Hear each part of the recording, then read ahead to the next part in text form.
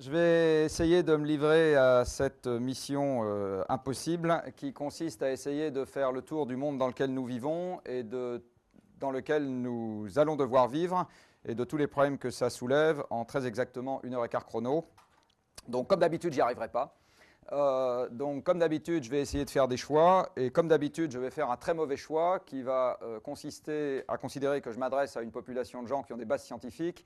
Donc je vais aller aussi vite que possible sur toutes les notions scientifiques et quantitatives que j'aborderai aujourd'hui. Voilà, ça va faire un peu gavage des oies, mais c'est probablement le moins mauvais arbitrage avec les gens qui sont dans cette salle, dont je soupçonne au surplus qu'une partie connaît déjà la chanson par cœur, ou en tout cas une bonne partie des refrains. Donc je vais vous parler de ce que j'appelle la contrainte carbone, que je vais tenter d'expliciter. Et je vais essayer de resituer ça dans le cadre du fonctionnement du monde qui nous entoure. Et je vais donc commencer par vous faire un cours d'économie. Mais je vais vous faire un cours d'économie à ma sauce. C'est-à-dire qu'au lieu de vous parler d'économie avec les notions dont vous entendez classiquement parler dans le journal, je vais commencer par vous parler d'économie avec des notions purement physiques. Au moment où les hommes et les femmes arrivent sur la planète, on trouve sur cette dernière des stocks divers et variés, des arbres, des poissons, un océan, des montagnes, etc., que je vais ranger dans deux catégories. Une première catégorie concerne tout ce qui est non renouvelable à l'échelle d'une vie humaine, par exemple des silex. Si vous utilisez des silex, il y en a une certaine quantité, donc ça ne pose pas beaucoup de problèmes, mais enfin, dès que vous les utilisez pour faire autre chose, vous utilisez une petite partie d'un stock qui ne se renouvelle pas. C'est vrai pour tous les minerais métalliques, c'est vrai pour les hydrocarbures, aux échelles de temps dont on parle, il faut quelques dizaines à centaines de millions d'années pour faire des hydrocarbures. C'est vrai pour l'océan. Il faut un certain temps pour faire un océan, on va dire quelques centaines de millions d'années. Si celui qu'on a ne nous plaît plus, on n'en a pas d'autres au magasin. Donc vous avez un certain nombre de stocks non renouvelables qui sont à notre disposition. Et puis vous avez également des stocks qui se renouvellent aux échelles de temps qui nous intéressent, comme par exemple des arbres, comme par exemple des animaux, etc. Par exemple des poissons. Les poissons, si on pioche dedans de manière modérée, le stock se renouvelle au fur et à mesure qu'on l'utilise. Donc on a des stocks au début de notre histoire économique. Arrivent les hommes, qui vont utiliser leur force de travail, ce que dans l'économie que vous avez appris à l'école, on appelle W, qui vont utiliser une partie de ces stocks qu'on appelle de l'énergie, et on va en parler abondamment derrière, et qui vont faire des produits manufacturés parfaitement futiles au début, des harpons, des arcs, des flèches, etc. Essentiels ensuite, des machines à café, et puis des tas de trucs complètement futiles aussi, des maisons, des voitures, des avions, etc.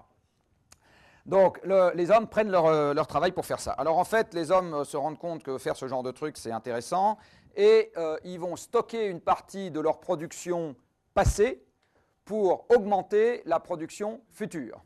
Et ça, c'est un truc qui s'appelle du capital, c'est-à-dire c'est un bien qui sert à augmenter la production future et dont l'usage va s'étaler dans le temps, et ce n'est pas quelque chose qui se détruit au fur et à mesure qu'on s'en sert. Enfin, ça se détruit, mais à toute petite vitesse.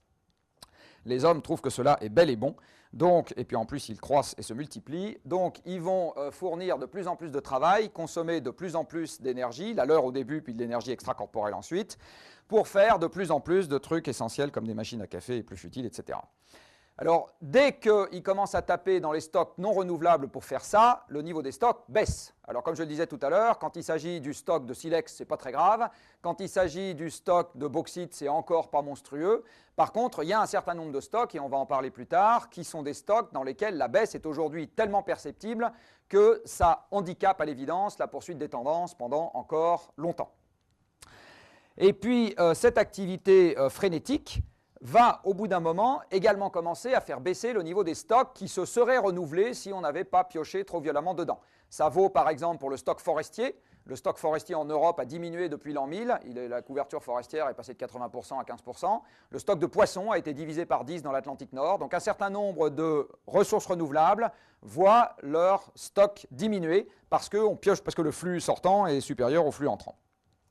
En faisant cette activité de plus en plus débridée, on va également avoir un truc qui s'appelle la pollution et qui est en fait un vaste fourre-tout dans lequel on range sommairement tout ce qui nous emmerde. Donc tout ce qu'on n'aime pas, c'est de la pollution. Le bruit, la congestion, les polluants locaux, l'effet de serre, les déchets radioactifs, tout ce que vous voulez, ça s'appelle la pollution, c'est ce qui nous emmerde.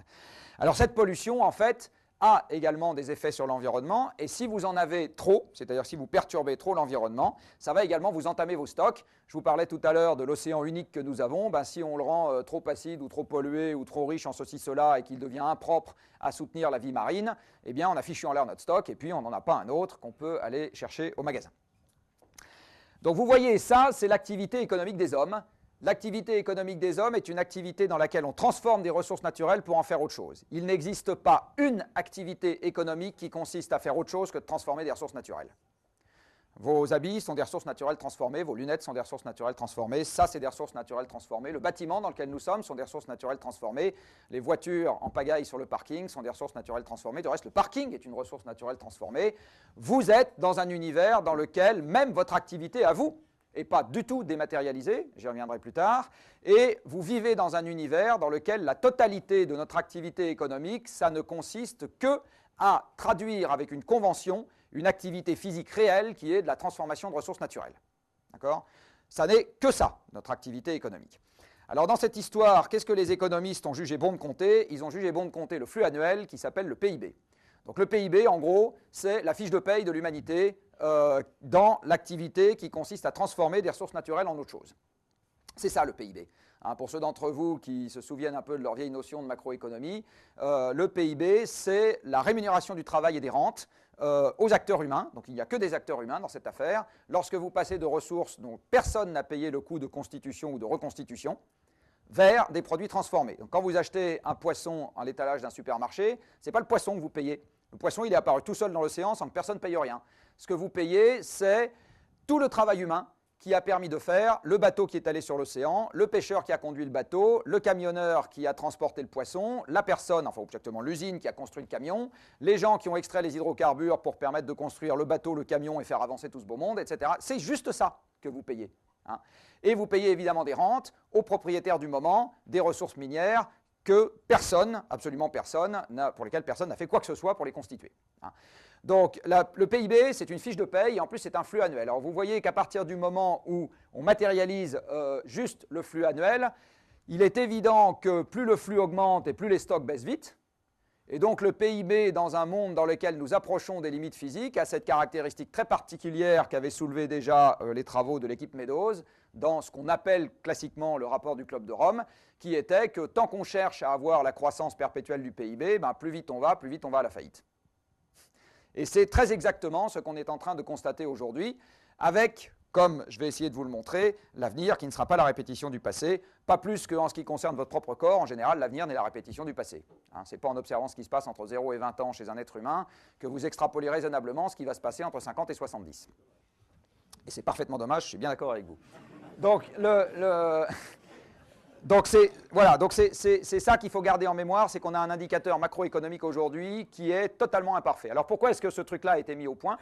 Parce qu'à l'époque où on a commencé l'économie classique, il y a à peu près 2 siècles, les hommes étaient, comme je vais vous le montrer un peu plus tard, considérablement moins nombreux qu'aujourd'hui. Le stock était, comparé aux hommes, immense. Alors si le stock est infini en première approximation, vous n'allez pas vous emmerder à passer des delta stocks qui sont nuls. Donc on a considéré que ce qu'il fallait prendre en compte, c'était le goulet d'étranglement du moment, c'est-à-dire le nombre de paires de bras disponibles et le capital humain disponible, et on a oublié le reste. Les ordres de grandeur ont changé d'un facteur 10, d'un facteur 100, d'un facteur 1000, et on a gardé la même approximation au premier ordre. Voilà, si vous faisiez ça dans votre labo, vous vous feriez vertement vilipender. Et là, les économistes font la même chose dans leurs formules et personne ne trouve rien à redire. Enfin si, un certain nombre de gens comme moi, mais en gros, on continue à utiliser cet indicateur qui est grossièrement faux et qui ne mesure absolument pas l'état de l'humanité. Ce qu'il aurait fallu faire dans cette histoire, c'est compter en positif le capital manufacturier ou le stock artificiel créé, compter également en positif les acquis sociaux créés à cette occasion, donc le capital social, le capital culturel, enfin, bon, tout ce qu'on crée à cette occasion, le mettez en positif, sauf qu'il ne faut pas oublier de compter en négatif ce qu'on a consommé pour ça. Et le jour où la valeur marginale de la dernière voiture construite est inférieure à la valeur marginale du dernier morceau de stock qu'on a utilisé pour construire la voiture et faire avancer la voiture, fin de la construction des voitures. Et on vit happily ever after avec le nombre de voitures existantes. C'est ça qu'il aurait fallu faire dans un monde dans lequel on aurait correctement compté l'état patrimonial de l'humanité et de la planète sur laquelle elle vit.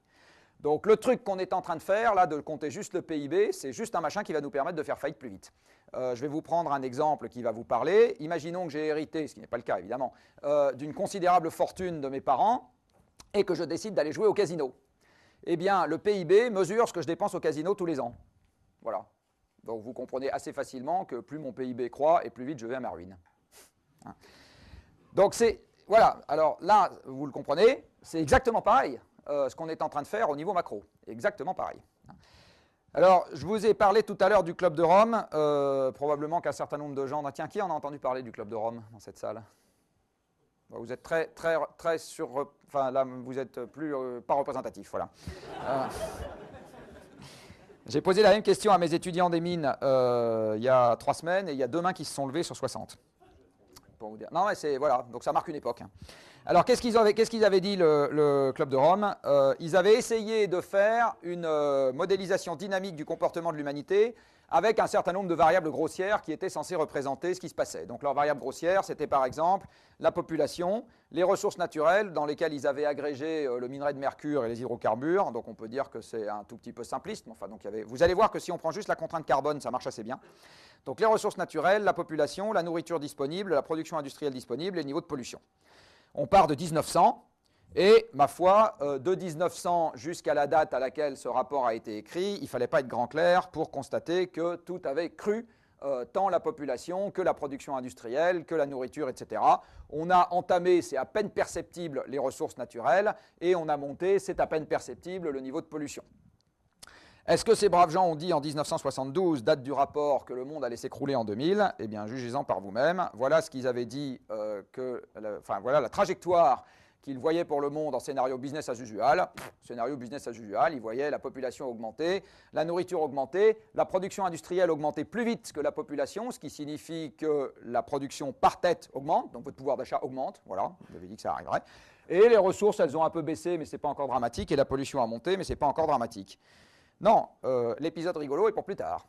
Ce qu'avait dit en fait cette brave équipe, c'est que quel que soit l'optimisme qu'on prenne sur les conditions initiales du système, et le niveau de ressources, etc., le niveau de recyclage, la croissance perpétuelle est un truc qui s'effondre dans le courant du XXIe siècle. Voilà, c'est ça qu'ils avaient dit, ces braves gens, c'est-à-dire que la croissance perpétuelle du PIB est un truc qui ne sera pas perpétuel du tout, et que ça s'arrête avant que vous soyez morts pour une bonne partie des gens dans cette salle. Est-ce qu'ils ont tort? Est-ce qu'ils ont raison? Ça va être tout l'enjeu de notre discussion. Alors, je vous ai dit tout à l'heure qu'il y avait quelque chose qui jouait un rôle absolument central dans l'économie, qui était l'énergie, puisque l'économie ne consiste qu'à transformer des ressources naturelles en d'autres choses.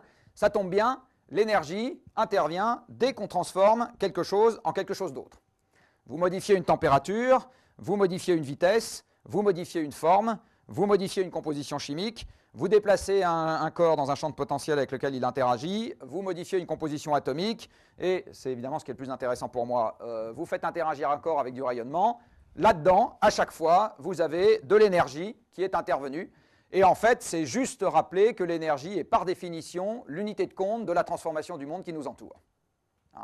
Il n'y a pas de transformation qui puisse prendre place sans que de l'énergie intervienne dans cette affaire. Donc dire que les gens consomment de plus en plus d'énergie, ça n'est rien d'autre que de dire que chaque individu pris isolément a une aptitude à transformer son environnement qui va croissant. C'est exactement la même chose. C'est exactement la même chose. Alors une fois que je vous ai dit ça, vous comprenez qu'il n'existe pas d'énergie propre ou sale dans l'absolu, puisque c'est juste une affaire de dose. Si grâce à la fusion on mettait au point l'énergie propre, soi-disant, etc., infinie et gratuite, eh bien j'aurais la possibilité de ratisser la totalité des poissons de l'océan en un seul coup de filet, j'aurais la possibilité d'araser une montagne en un seul clic sur un bouton, etc. Est-ce que c'est un monde dans lequel on a envie de vivre? Bon, on peut se poser la question. Comme l'énergie est révélée à l'occasion d'une transformation, eh bien, chaque transformation a ses avantages et ses inconvénients. Mais il n'existe pas de transformation qui soit neutre, puisque par définition, c'est une transformation. Donc chaque transformation a ses avantages et ses inconvénients. Chaque source d'énergie présente ses avantages et ses inconvénients. On va voir qu'en ce qui concerne un certain nombre de sources, on a des contraintes qui sont exogènes, c'est-à-dire qu'on peut trépigner par terre, crier pouvoir d'achat, etc. On a des contraintes exogènes, il va falloir qu'on fasse avec. Et en gros, disserter sur l'avenir énergétique, c'est faire de l'optimisation sous contrainte, c'est-à-dire voir quels sont les degrés de liberté qui restent accessibles et ceux qui deviennent interdits dans le monde que nous allons connaître à l'avenir. Et bien évidemment, vous allez voir que dans cette histoire, il n'est question que de chiffres, et donc je vais vous assommer avec des chiffres. Alors le premier chiffre avec lequel je vais vous assommer, c'est celui-là, ou exactement la première batterie de chiffres. Ce graphique représente l'évolution de la consommation d'énergie par personne à la surface de la planète, donc c'est une moyenne mondiale depuis 1880. Alors là-dedans, vous n'avez pas le bois, c'est la seule énergie qui ne soit pas représentée là-dessus, et qui, on va dire, rajouterait à peu près ça, et c'est à peu près constant depuis cette époque. Alors le premier constat que vous pouvez faire, c'est que depuis un siècle, la consommation de charbon par individu en moyenne planétaire est constante. Donc le charbon n'a absolument pas disparu de nos misérables vies. L'une des raisons à cela, c'est que le charbon représente à peu près 40% de la production d'électricité mondiale. Le charbon est avant tout une énergie des pays riches. Les plus gros consommateurs de charbon par tête de pipe, c'est les Américains et les Australiens. Ce n'est pas du tout les Chinois. Hein. Le charbon, c'est 50% de l'électricité américaine, c'est 50% de l'électricité allemande, c'est 30% de l'électricité... non, plus que ça même. Ça doit être 50 aussi de l'électricité danoise. C'est un tiers de l'électricité européenne at large. C'est un truc qui est absolument central dans le système électrique des pays développés. Absolument central. Hein. Le pétrole est venu se rajouter là-dessus, le gaz est venu se rajouter là-dessus, etc. Vous voyez qu'à l'échelle des temps historiques, il n'existe pas une forme d'énergie qui en ait cannibalisé une autre, ou alors pas suffisamment pour que ça se voit sur ce graphique. En gros, c'est plutôt une superposition des croissances à laquelle on a eu droit. Vous voyez également que les 30 glorieuses, que chacun de nos dirigeants aimerait bien reproduire à chaque fois qu'il est élu, ont été marquées par une très forte hausse de la croissance d'énergie par personne. Et vous m'avez déjà compris, à cette heure-ci, on va y revenir un certain nombre de fois. La question est bien évidemment de savoir si on peut avoir une croissance économique forte sans avoir une croissance énergétique forte.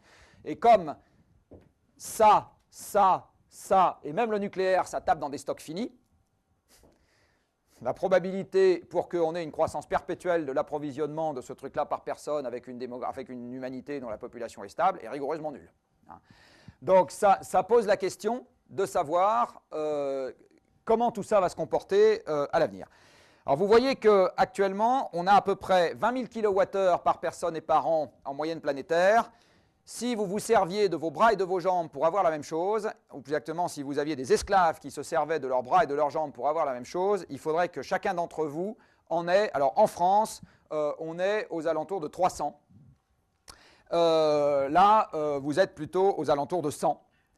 En France, on est à 50 000 kWh par personne et par an, hors ce qui est contenu dans les importations. Donc, vous voyez qu'on a acquis à travers la consommation d'énergie une puissance de feu, sans mauvais jeu de mots, absolument considérable, sans précédent dans l'histoire de l'humanité. Tous les gens qui se mettent en grève en disant qu'ils n'en ont pas assez ne se rendent pas compte qu'ils ont déjà en France l'équivalent de 100 à 150 domestiques à leur disposition 24 heures sur 24 et 365 jours par an à travers leur consommation d'énergie. Et les raisons de l'insatisfaction sont à aller chercher ailleurs. Je vous renvoie à Tocqueville, qui avait expliqué qu'en démocratie, on serait perpétuellement en train de ronchonner.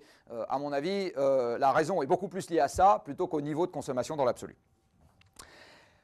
Il faut rajouter à ça que le nombre de consommateurs a augmenté un poil.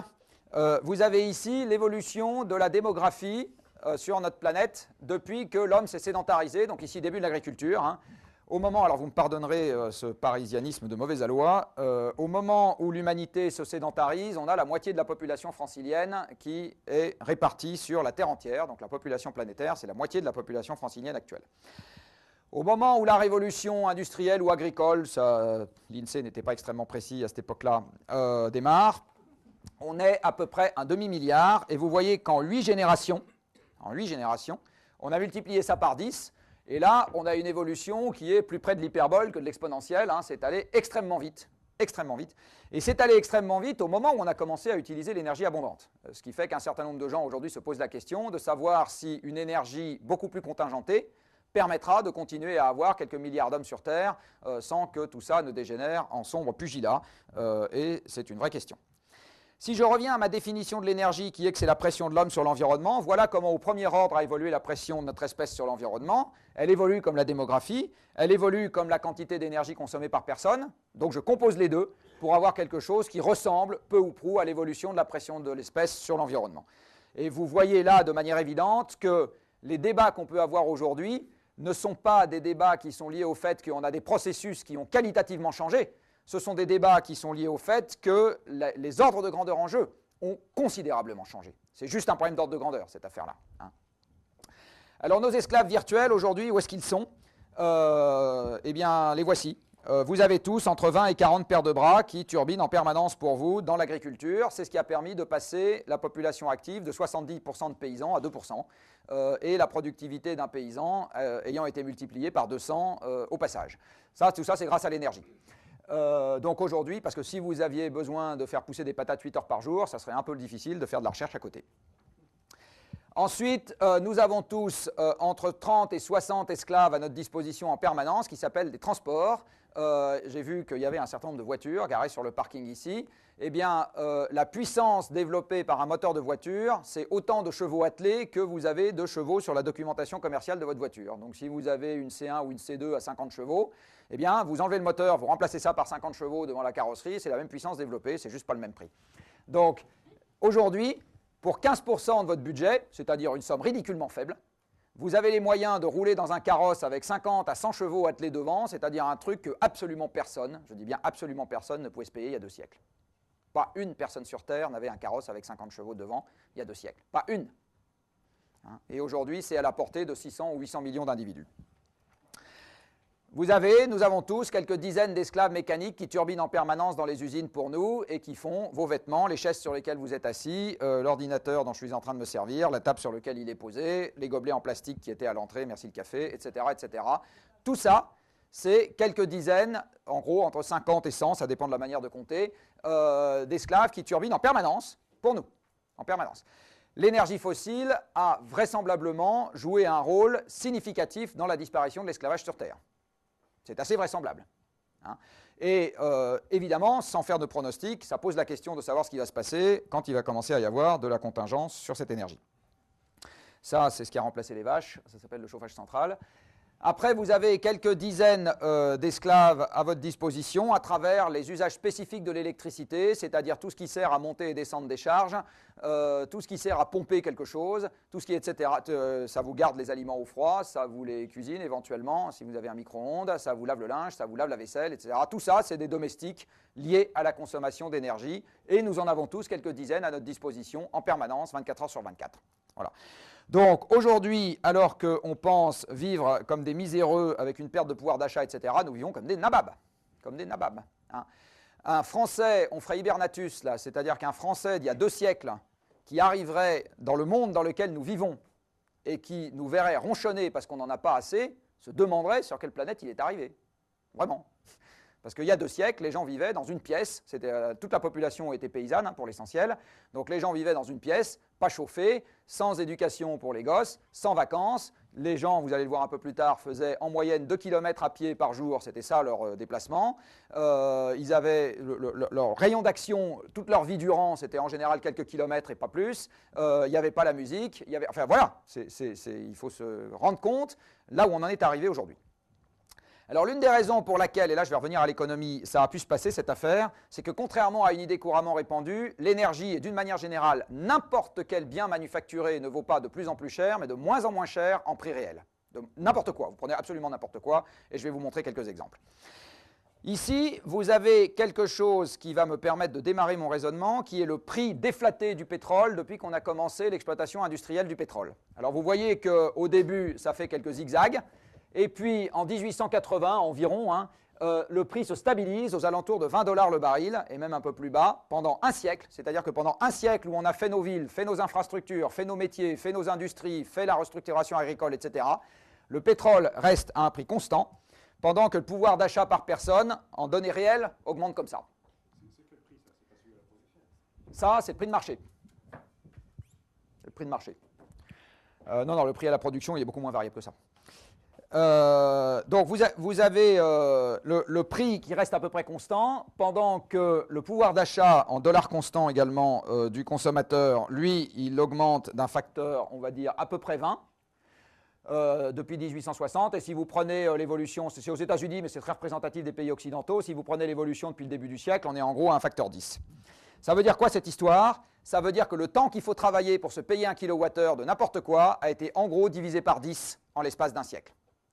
Et comme dans le même laps de temps, les gens de ma corporation ont fait un boulot efficace, c'est-à-dire que l'efficacité énergétique a été multipliée en gros par un facteur 2 à 3, Ça veut dire que le prix réel de mon esclave énergétique dont je parlais tout à l'heure a été divisé par 30 sur le courant du XXe siècle. N'allez pas chercher ailleurs l'augmentation du pouvoir d'achat, vous l'avez là. N'allez pas la chercher ailleurs, elle est là. Hein. On a acquis la possibilité de remuer 30 fois plus de matière en un siècle que ce qu'on faisait en 1900. Donc logement plus grand, logement moins cher, voiture plus grosse, voiture plus accessible, etc., etc. Et vous prenez absolument n'importe quel produit manufacturé, son prix réel s'est cassé la gueule, son prix réel s'est cassé la gueule sur le courant du dernier siècle. N'importe lequel. Alors quelques illustrations. Ici, vous avez la dépense énergétique par passager kilomètre pour faire, selon le mode de transport, pardon. Donc c'est la quantité d'énergie qu'il faut consommer, c'est des grammes équivalent pétrole, je suis désolé, ce n'est pas dans le système international, pour faire 1 kilomètre selon le mode de transport. Eh bien, vous constatez que le sens de l'histoire, c'est d'aller vers la droite, c'est-à-dire qu'avec la baisse du prix réel de l'énergie, se sont démocratisés au fil du temps, d'abord la bicyclette, puis le train, puis l'autobus, puis la voiture et l'avion. Hein, ces usages-là, ce sont des... Or, à chaque fois que vous faites un saut dans la liste que je viens de vous énumérer, eh bien, vous augmentez la quantité d'énergie qu'il faut utiliser pour qu'un passager parcourt 1 kilomètre. Il est assez vraisemblable que dans un monde contraint sur l'énergie, on fera une partie du chemin inverse. Autre manifestation liée à la baisse du prix réel de l'énergie, l'augmentation du parc de voitures que vous avez ici. Vous voyez, entre l'année de ma naissance, en gros, et aujourd'hui, eh bien, le parc de voitures a été multiplié par un facteur 4. Le parc mondial, hein, a été multiplié par un facteur 4. Donc ce n'est pas 5%, hein, c'est un facteur 4. Ici, vous avez quelque chose que moi je trouve assez intéressant, même si c'est un peu difficile à lire, c'est en échelle logarithmique. Hein. C'est le nombre de kilomètres faits en moyenne par personne et par jour selon le mode de transport en France depuis 1800. Alors le truc qui est la référence, c'est la marche que vous avez en blanc. Vous voyez, en 1800, une personne fait en moyenne, tout mode confondu, ça c'est le violet, 3 km par personne et par jour, et en fait c'est essentiellement de la marche à pied. Il faut descendre 3 ordres de grandeur en dessous pour trouver le cheval qui est réservé à une micro-élite qui est capable de se déplacer en carriole. Donc le trajet moyen, domicile-travail, du paysan de l'époque, puisqu'à l'époque tout le monde était paysan, hein, vous allez voir tout à l'heure, 70% des gens étaient paysans, et puis la moitié des gens restants étaient employés de maison, donc c'est pareil, leur trajet domicile-travail n'était pas très long. Eh bien 3 km par personne et par jour, à pied, c'était ça le déplacement moyen des gens. Il faut attendre ici, là, 1952, pour que le déplacement moyen par personne et par jour en voiture dépasse de manière significative la quantité de kilomètres faits par personne et par jour à pied. Voilà. Il y a un certain nombre de gens dans cette salle qui, à mon avis, étaient déjà vivants en 1952. Donc, ils étaient déjà vivants à l'époque où la voiture a supplanté la marche à pied comme mode de transport permettant de faire le plus de kilomètres en moyenne par personne et par jour. Hein. C'est très, très récent. Très, très récent. Les plus jeunes dans cette salle sont nés dans un monde dans lequel on fait ça comme on respire. C'est très récent et vous allez voir après que la probabilité que ça dure très longtemps est une vraie question. Ici, voici encore une autre illustration de l'énergie abondante et à bas prix dont vous bénéficiez dans ces locaux excentrés et accessibles uniquement en voiture. C'est la quantité d'énergie, c'est les émissions de gaz à effet de serre qui sont liées au confort thermique et au déplacement quotidien pour un appartement, mais je peux traduire ça pour des locaux d'activité, c'est exactement pareil, hein, pour un appartement en fonction de sa localisation dans l'Île-de-France, mais ça marche quelle que soit la ville qu'on prend. Eh bien, vous voyez que plus vous allez vers la banlieue lointaine, et plus les émissions liées au chauffage et liées à la mobilité quotidienne sont importantes. Pour le chauffage, c'est normal, vous avez de plus en plus d'habitats individuels, donc la surface en contact avec l'extérieur qui en proportion augmente. Et en ce qui concerne les déplacements quotidiens, vous êtes dans des tissus de plus en plus lâches. Donc si vous voulez conserver la fonction d'échange, qui est la fonction urbaine, hein, donc les gens se déplacent, eh bien vous avez de plus en plus d'énergie qui est nécessaire pour assurer cette fonction d'échange. Et ce n'est pas un hasard si les villes américaines qui se sont constituées à un moment où l'énergie était déjà abondante et à bas prix, se sont faites avec ce genre de tissu urbain et non pas ce genre de tissu urbain. C'est parce que comme l'énergie valait déjà pas grand-chose, on a fait un truc qui était adapté à une énergie peu chère. Alors évidemment, quand l'énergie va devenir chère, ça pose la question de savoir ce que deviennent les charges de fonctionnement de ce truc-là, et ça pose une question qui, à mon avis, est encore plus emmerdante, qui est de savoir comment vont évoluer les bassins d'emploi, parce que ma théorie, c'est que ça va se contracter, donc les gens qui sont en deuxième couronne, non seulement ils auront des charges plus élevées, mais ils auront moins de jobs. Et du coup, les engagements de toutes les banques qui leur ont fait des crédits immobiliers iront pas très bien. Ici, vous avez autre chose. Donc là, ce qu'on est en train de vivre en ce moment, mais j'y reviendrai au moment de la discussion probablement, est à mon avis assez représentatif de ce qui nous attend, mais pour le moment c'est à petite échelle, dans un monde dans lequel on ne prend pas ce genre de contraintes à bras-le-corps. Hein. explosion du prix de l'énergie, récession économique, et comme le métier des banques, c'est de prendre des paris sur l'avenir, le pari ne se matérialise pas et les banques se cassent la gueule. Si on pense que les banques sont la cause du problème actuel, on se trompe. Hein. La cause du problème actuel, c'est l'augmentation de l'endettement, c'est-à-dire leur comportement passé, mais aussi l'augmentation très forte du prix de l'énergie qu'on vient de vivre. Alors je reviens, mais vous aurez un petit graphique après là-dessus. Donc je reviens à cette affaire-là. Ici, vous avez quelque chose qui bat en brèche une autre idée couramment reçue, qui est que plus vous augmentez la part des services dans l'emploi, et plus votre société est dématérialisée. Eh bien, comme aurait dit un certain personnage célèbre de Queneau, Mon, etc., pas du tout. Ici, vous voyez que quand on augmente la part des services dans l'emploi, on a tendance plutôt à augmenter les émissions de CO2 par personne. Et en tout cas, même si cette corrélation n'est pas parfaite, il y a une chose de sûre, c'est que vous n'avez pas celle-là. Hein. Ben, c'est pareil avec l'énergie. Dans la c'était le CO2. Là, je vous montre l'énergie. Et je vous montre l'énergie sur un ensemble de pays beaucoup plus vaste, puisque vous avez à peu près tous les pays du monde ici. Vous voyez que si on essaye de faire une corrélation, elle est à la hausse. Et en tout cas, une chose est sûre, c'est qu'elle n'est pas à la baisse. Hein. C'est absolument certain que vous n'avez pas une corrélation comme ça dans ce nuage de points. Donc l'idée qu'il suffit d'augmenter la part de l'emploi dans les services pour régler notre problème de CO2 et d'énergie, malheureusement, c'est complètement faux, toutes choses égales par ailleurs. Alors la raison à cela, à mon avis, elle est tout bêtement liée à ce graphique. Ici, vous avez l'évolution depuis 2 siècles de la part de l'emploi dans chaque secteur, agriculture, industrie et services. La part des agriculteurs, c'était 2 tiers en 1800, c'est ce que je vous disais tout à l'heure. Le français ordinaire en 1800 était un paysan. Et le français des services ordinaires, donc le tertiaire à l'époque, c'était pour une personne sur 2 employé de maison. Hein, c'était ça, la moitié des services. Qu'est-ce qui s'est passé ? L'énergie abondante et à bas prix a permis de remplacer les paysans pour en faire des ouvriers, puis a permis de remplacer les ouvriers pour en faire des cols blancs. Est-ce que cette affaire-là vous laisse penser une seule seconde que la tertiarisation est un truc qui est indépendant de l'utilisation de l'énergie? Non.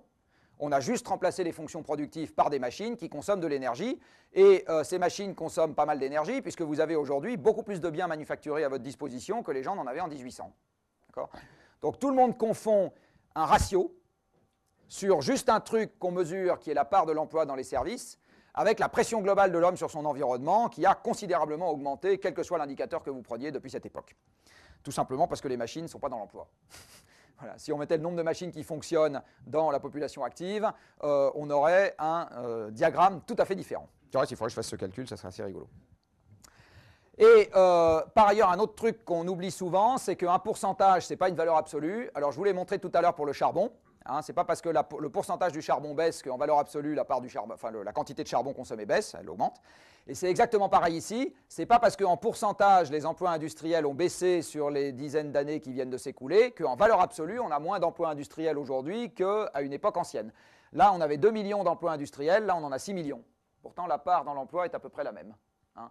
Donc en valeur absolue, et si vous regardez un indicateur qui pourrait être par exemple le nombre d'ouvriers par hectare de sol en France, eh bien cet indicateur a triplé et il n'est pas du tout descendu. Donc le choix de l'indicateur est évidemment déterminant dans la conclusion qu'on tire. L'énergie abondante et à bas prix a aussi permis de faire ça. Là, vous êtes avant-guerre, vous avez encore à peu près un tiers de la population active qui est paysanne. Ici, vous êtes aujourd'hui, vous avez 2% de la population active qui est paysanne et évidemment, à due concurrence, un tas d'emplois qui servaient les paysans sont partis des campagnes également. Vous voyez que l'énergie abondante et à bas prix a structuré un urbanisme bien particulier en vidant les campagnes et en faisant des grandes mégapoles étalées. Ça, c'est viable parce que vous pouvez avoir des très grands bassins d'emploi quand l'énergie vaut cher. Les gens peuvent faire de grandes distances en voiture, ce n'est pas un problème. Et vous pouvez mettre beaucoup de gens dans les activités tertiaires dans les villes pour gérer une production faite par des machines, parce que c'est ça les activités tertiaires, hein, c'est gérer une production faite par des machines, y compris vous. Les moyens d'observation que vous utilisez, c'est des machines. Hein. Donc, on peut gérer des machines en mettant tout le monde en ville dans un monde dans lequel l'énergie ne vaut rien. Donc c'est normal que vous ayez de la concentration urbaine et c'est normal que vous ayez des mégapoles étalées. Quand l'énergie commencera à valoir quelque chose, tout ce modèle d'aménagement du territoire sera remis en question et comme l'aménagement du territoire, ce n'est pas un truc qui se fait en une semaine, il est évident qu'il faut considérablement anticiper ce genre d'évolution si on ne veut pas avoir affaire à des drames sociaux, ce qui sera la manière dont ça se réglera sinon.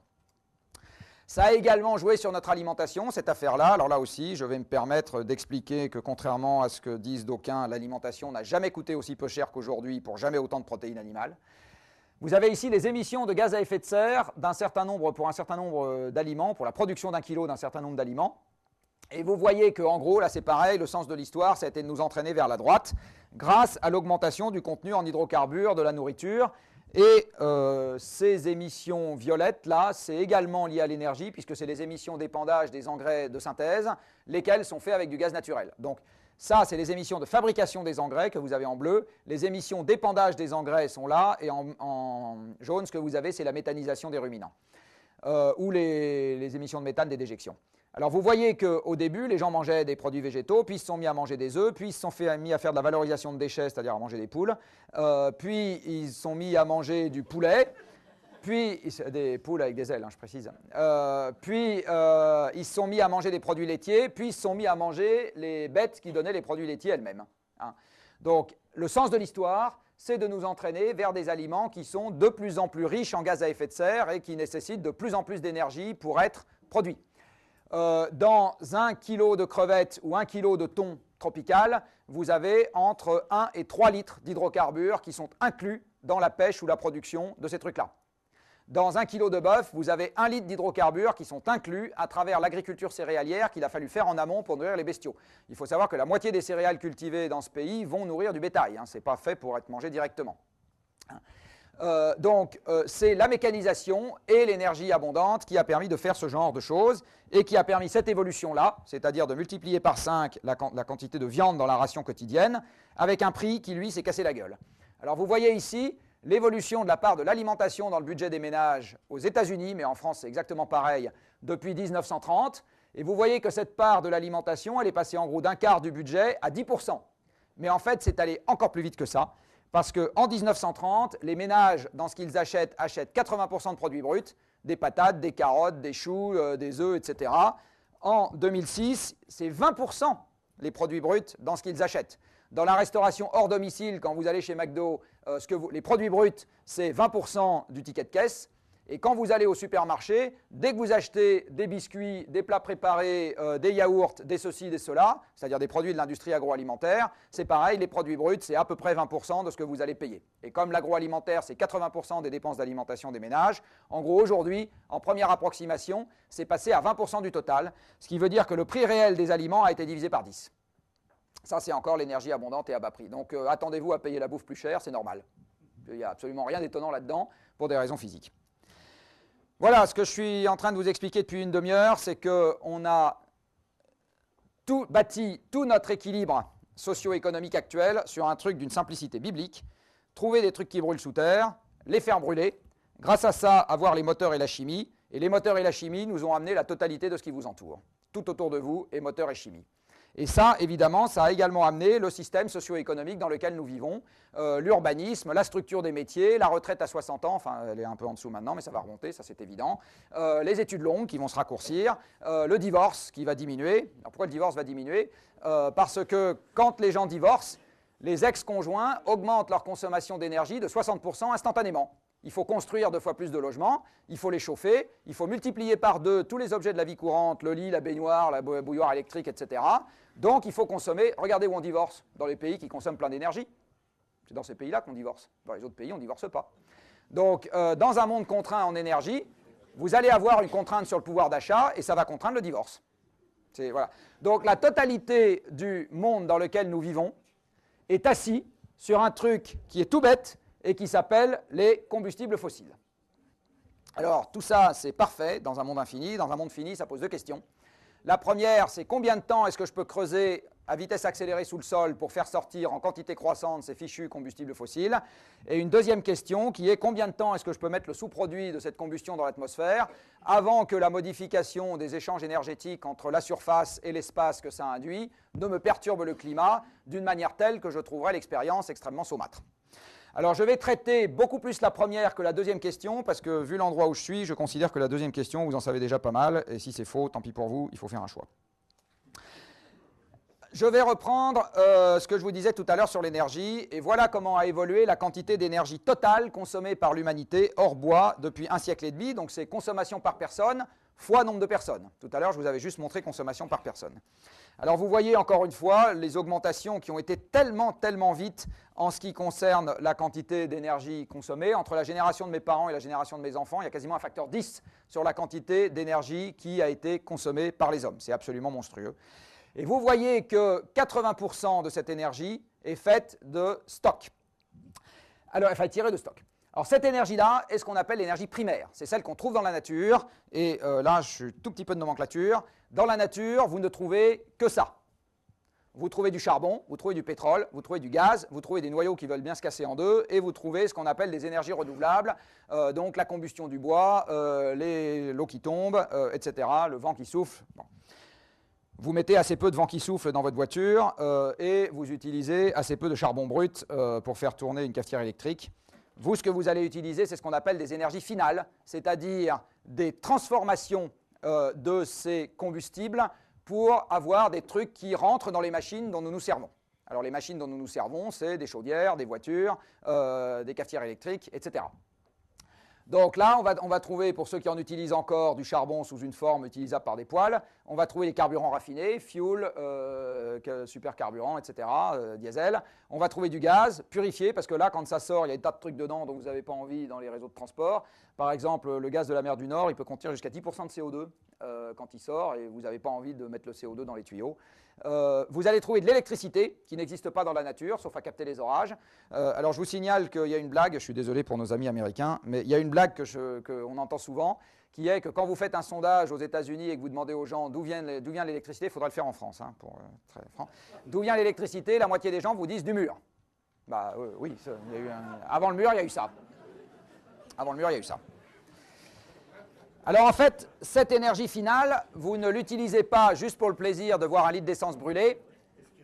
Vous allez en tirer ce qu'on appelle de l'énergie utile, c'est-à-dire du mouvement. Quand vous mettez un litre d'essence dans une voiture, ce qui vous intéresse vraiment, c'est le mouvement. Quand vous mettez un litre d'essence ou un litre de fuel dans une chaudière, ce qui vous intéresse vraiment, c'est l'élévation de température dans une pièce. Donc en gros, ce qui va vous intéresser, c'est ce qu'on appelle l'énergie utile.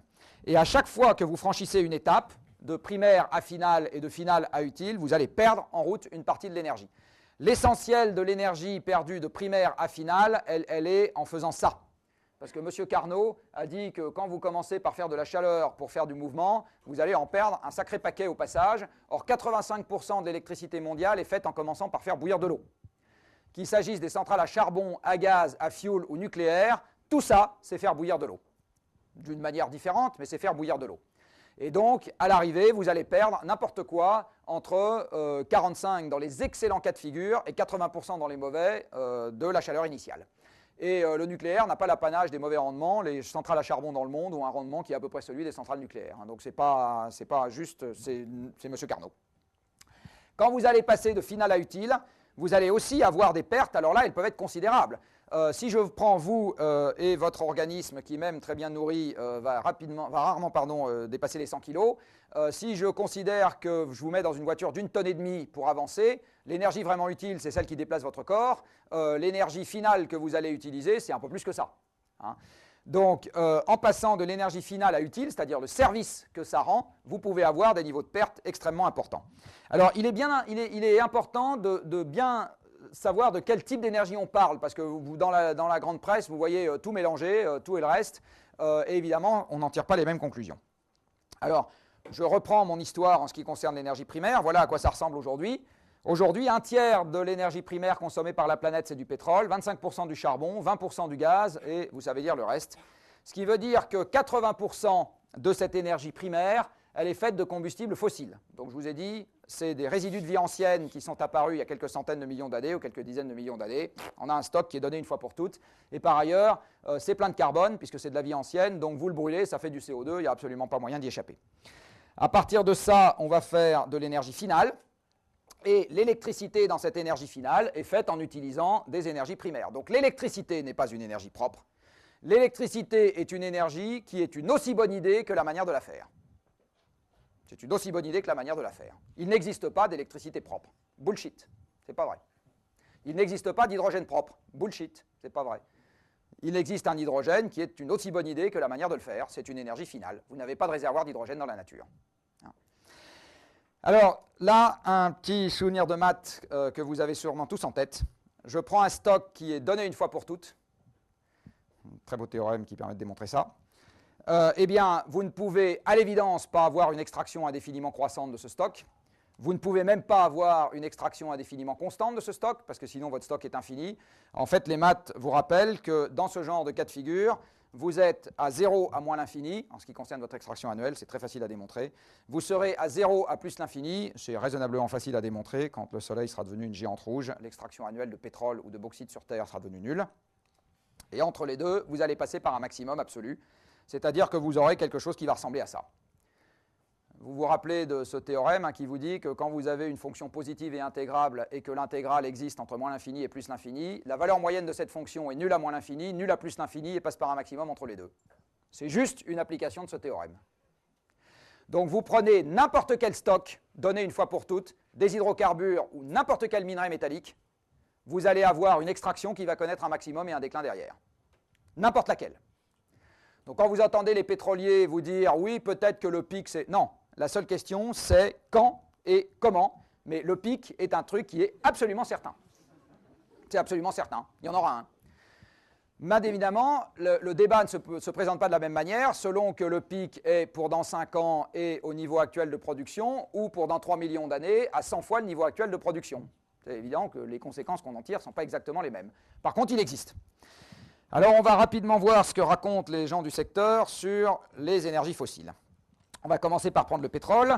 Et en ce qui concerne le pétrole, les pétroliers aiment bien commencer l'histoire avec un truc qui s'appelle les découvertes, pour l'excellente raison que faire sortir de terre du pétrole qu'on n'a pas découvert est un tantinet difficile. Donc on commence par regarder les découvertes, et en fait cette courbe, elle vous donne une notion, et là malheureusement je n'ai pas le temps d'y passer beaucoup de temps, mais elle vous donne une notion qui est la valeur extractible la plus probable du pétrole découvert l'année N. Donc ce que vous avez là, c'est ce qu'on appelle le pétrole récupérable. Ce n'est pas le pétrole en place, celui qui est sous terre, qui est très différent. Et évidemment, c'est l'évaluation du pétrole récupérable qu'on fait au moment où on trace la courbe. Là, vous avez la production qui n'a pas cessé de croître, alors que vous voyez, je ne pense pas qu'il y ait un lien entre les deux, que pas très loin de l'année de ma naissance, la production s'est mise à décliner. Les découvertes se sont mises à décliner, et elles se sont mises à décliner de manière très significative. La tendance, c'est 40-50 ans de déclin, évidemment, avec des variations. Si on considère qu'on a découvert tout le pétrole existant, et si on considère qu'on a eu d'entrée de jeu la bonne idée du taux d'extraction du pétrole découvert, alors le pic de production, c'est tout de suite à l'instant où je vous parle. En fait, il était même il y a 2 ou 3 ans probablement. Si on considère que en fait, le taux d'extraction va être un peu supérieur à l'avenir à l'idée qu'on s'en fait aujourd'hui, mais l'idée qu'on s'en fait aujourd'hui intègre déjà les progrès techniques futurs. D'accord ? Donc en fait, ça veut dire qu'on est conservateur dans notre optimisme d'une certaine manière. Et si on intègre des découvertes à venir, mais dont les pétroliers vous disent tous que comme on a fait 10 fois le tour du propriétaire, on ne va pas redécouvrir 25 fois ce qu'on a déjà découvert, voilà. Alors on ne parle pas d'un pic, on parle d'un plateau qui commencerait maintenant, qui a commencé il y a 2 ans, qui commencera dans 3 ans, peu importe, pour reprendre le titre d'un excellent bouquin, c'est maintenant. Donc, vous voyez que donc la question de l'approvisionnement en pétrole est une question qui se pose dès aujourd'hui. Et à partir du moment où on rentre dans un plateau, on se trouve dans une situation dans laquelle, tant que la population continue à croître, le quota disponible par tête décroît. Donc dès le moment où on rentre dans le plateau, on peut se poser la question de savoir ce que va devenir le prix du pétrole, et on a toutes les chances de penser qu'il va se mettre à faire des trucs bizarres. Ça paraît assez logique. Par ailleurs, je vous signale que pour le moment, 60% du pétrole extrait passe les frontières, que le pétrole est un vrai marché mondial. Et dans ce genre de contexte, rien n'est moins sûr que le fait qu'on conservera un marché mondial. Vous aurez peut-être un premier marché régional entre les chars américains et les producteurs irakiens, un deuxième marché régional entre les producteurs russes et les Chinois, qui sont un peu plus nombreux que nous, un troisième marché régional entre l'Arabie Saoudite et je ne sais pas qui, voilà, donc un quatrième entre le Venezuela et les États-Unis, ça c'est sûr, il existe déjà. Donc vous aurez peut-être une succession de marchés régionaux avec des prix qui cesseront d'être corrélés les uns aux autres. Et peut-être que les Français, quand ils voudront acheter ce qui restera de pétrole aux Norvégiens, ils paieront 3 fois le prix du baril que les Américains paieront aux Vénézuéliens. Vous n'en savez rien, moi non plus. Tout ce que je sais, c'est que si je suis banquier, ou si je suis administrateur des budgets de l'État, parce que ça vous concerne aussi, tout business plan ou tout plan pour l'avenir qui suppose que cette courbe-là continue à aller vers le haut, je le jette à la poubelle avant même de l'avoir regardé.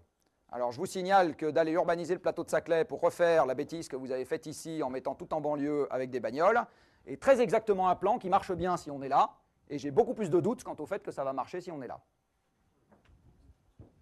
Beaucoup plus de doutes. Et je pense qu'ici, il va se passer des choses aussi. D'une manière générale, dès que vous avez organisé l'avenir dans un monde dans lequel la disponibilité future de l'énergie n'est pas un problème, si elle se met à devenir un problème, comme disait M. de la Palisse, vous allez en avoir un. Alors, qu'est-ce que les pétroliers nous disent dans cette affaire? Je vais vous faire ici le parcours du discours de Total, parce que je trouve que c'est très instructif. En M. Desmarais, en 2004, donc Desmarais est toujours l'actuel président de Total, mais à l'époque il était président plus DG, il avait un discours que je trouvais d'un jésuitisme consommé, qui consistait à tester l'hypothèse sans trop s'avancer. Donc, ce que disait M. Desmarais à l'époque, c'est moi, je n'ai pas d'idée sur le moment où la production va passer par un pic, sauf qu'il y en avait une quand même, évidemment, et ceux qui en parlent de 2010 à 2030. Et puis alors, il a regardé les réactions du monde ambiant, il a constaté que la presse s'en foutait comme de l'an 40, donc il s'est dit, je peux aller un peu plus loin. Et à ce moment, il s'est mis à dire que le pic allait arriver en 2020, et que ça, enfin avant 2020, pardon, et que la production ne dépasserait jamais 100 millions de barils par jour. Et puis après, arrive Big Moustache, qui dit, moi je pense que, c'est la fougue de la jeunesse, donc il dit, moi je pense que ça sera avant 2015, et que nous n'atteindrons jamais 95 millions de barils par jour. Et puis, bien qu'il ait pris 2 ans, le même devient un peu plus jeune en 2009, et il dit, moi je pense que ça sera avant 2015, mais que ça sera sous 90, il a même dit sous 89 millions de barils par jour, et en 2008, on était à 87. Donc c'est ce que je vous dis, c'est maintenant.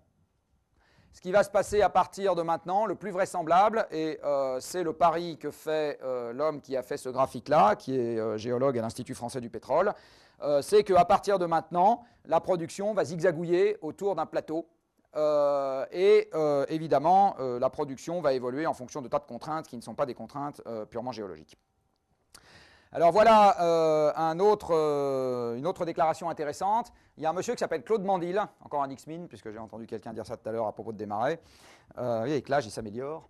Monsieur Claude Mandil dirige l'Agence internationale de l'énergie, et puis au moment où il step down, il fait un truc, monsieur Claude Mandil, qui est de publier un rapport qu'il envoie à François Fillon. Alors François Fillon devait être plus intéressé par le circuit de la Sarthe ce jour-là que par le rapport qu'il avait reçu, parce que dans ce rapport, il était écrit ceci.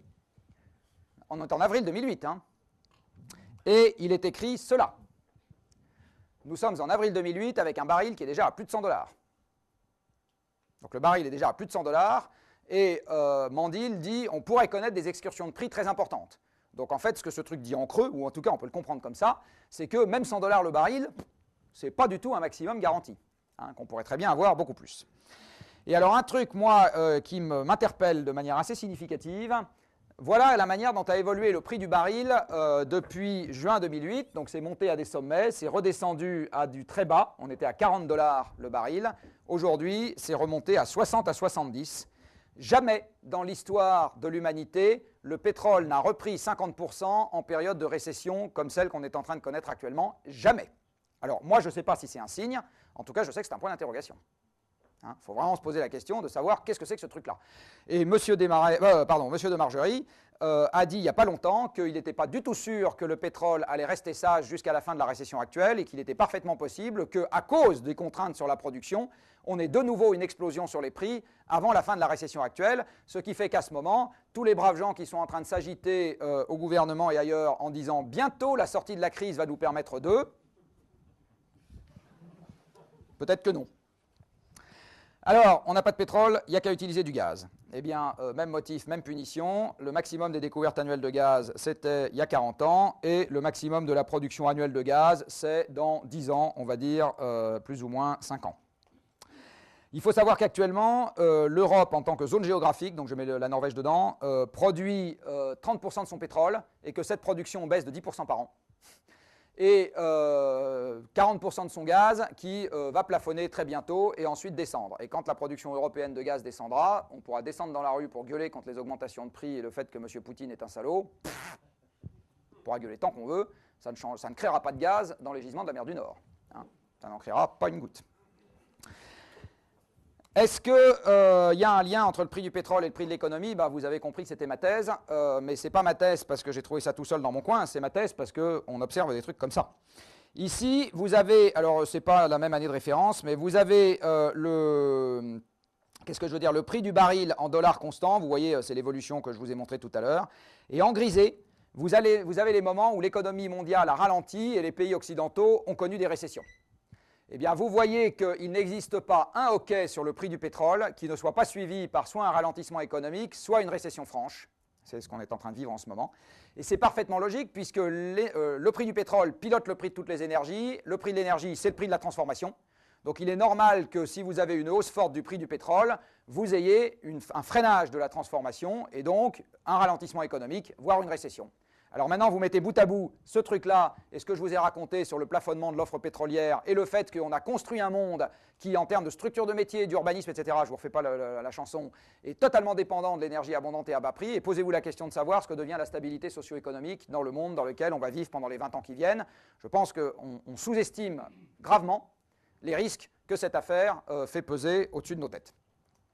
Autre illustration de la même chose, ici vous avez la mise en perspective du prix du baril aux États-Unis et du taux de chômage l'année qui suit. Alors encore une fois, corrélation ne veut pas dire cause, mais c'est cohérent avec une explication dans laquelle l'énergie fait l'économie, etc.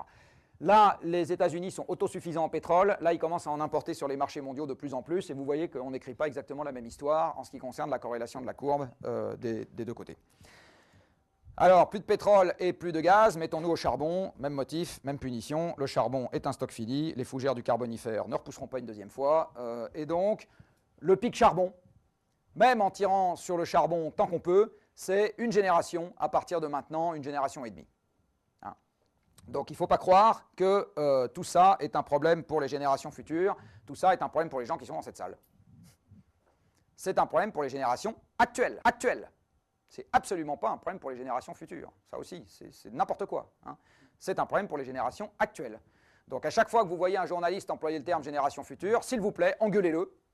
Dites-lui qu'il se met le doigt dans l'œil et qu'il est en train de parler d'une échéance qui est lointaine, alors que l'échéance, je répète, c'est maintenant.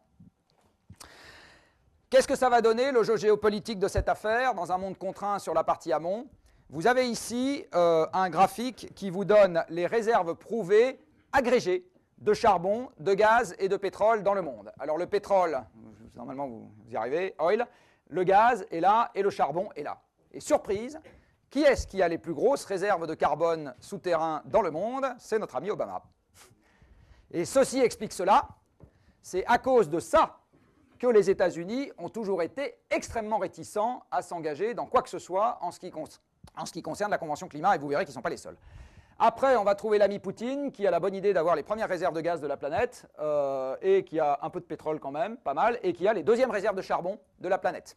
Après, on va trouver nos amis indiens et chinois qui ont les troisième et quatrième réserves de charbon de la planète. Après, on va trouver l'ami Ahmadinejad, qui, en gaz et pétrole agrégé, a les premières réserves du Moyen-Orient, donc vous comprenez qu'on n'a pas très envie d'être méchant avec lui. Ensuite, vous avez l'Arabie Saoudite, qui a les premières réserves de pétrole de la planète, sauf si le Canada, on comptabilise les sables bitumineux du Canada, auquel cas, il joue à peu près dans la même cour que l'Arabie Saoudite. Mais vous voyez qu'en termes de carbone global, ça ne change pas considérablement la donne. Donc ça veut dire que le graphique que je vous ai montré juste avant, hein, ce n'est pas d'augmenter l'air sous une de ces courbes de 5% ou de 3% qui va changer considérablement la forme de la courbe. Hein, ça ne va pas changer grand-chose. Donc je reviens à mon machin, et alors regardons qui s'est intéressé au protocole de Kyoto, ce qui va faire la transition. Deux pays dans le peloton de tête là, ont fait une ratification tardive. La Russie, qui a été le dernier pays du paquet qui a permis l'entrée en vigueur du protocole à le ratifier en 2005. Le protocole date de 1997, donc ils ont quand même pris leur temps, hein, nos amis russes. Et l'Australie, qui l'a ratifié à la faveur de la dernière élection législative qui a changé la majorité au pouvoir. Ça, c'était au début de l'année ou à la fin de l'année dernière. Tous les autres, ils ont dit qu'ils ne feraient rien. Ils ont dit qu'ils ne feraient rien, soit qu'ils aient signé un protocole qu'ils n'ont pas ratifié derrière, cas des États-Unis, soit qu'ils aient ratifié un protocole qui ne comporte aucune contrainte pour eux, cas de l'Inde et de la Chine. D'accord ? Donc tout cela, ils ont dit pour le moment qu'ils ne feraient rien. Donc l'essentiel du carbone restant sous terre est détenu par des pays qui, pour le moment, ont refusé de prendre le moindre engagement sur la limitation de leurs émissions propres. Alors évidemment, ça concerne quand même les pays qui vont importer ces combustibles et qui vont s'en servir, sauf que le charbon, aujourd'hui, c'est 5% du charbon qui franchit les frontières. Le charbon est une énergie domestique, ce n'est pas une énergie de marché international. Donc ça pose évidemment la question de savoir ce que tous ces braves gens vont faire de leur charbon domestique qui va être consommé pour l'essentiel de manière domestique. Alors là, ils ont trois options.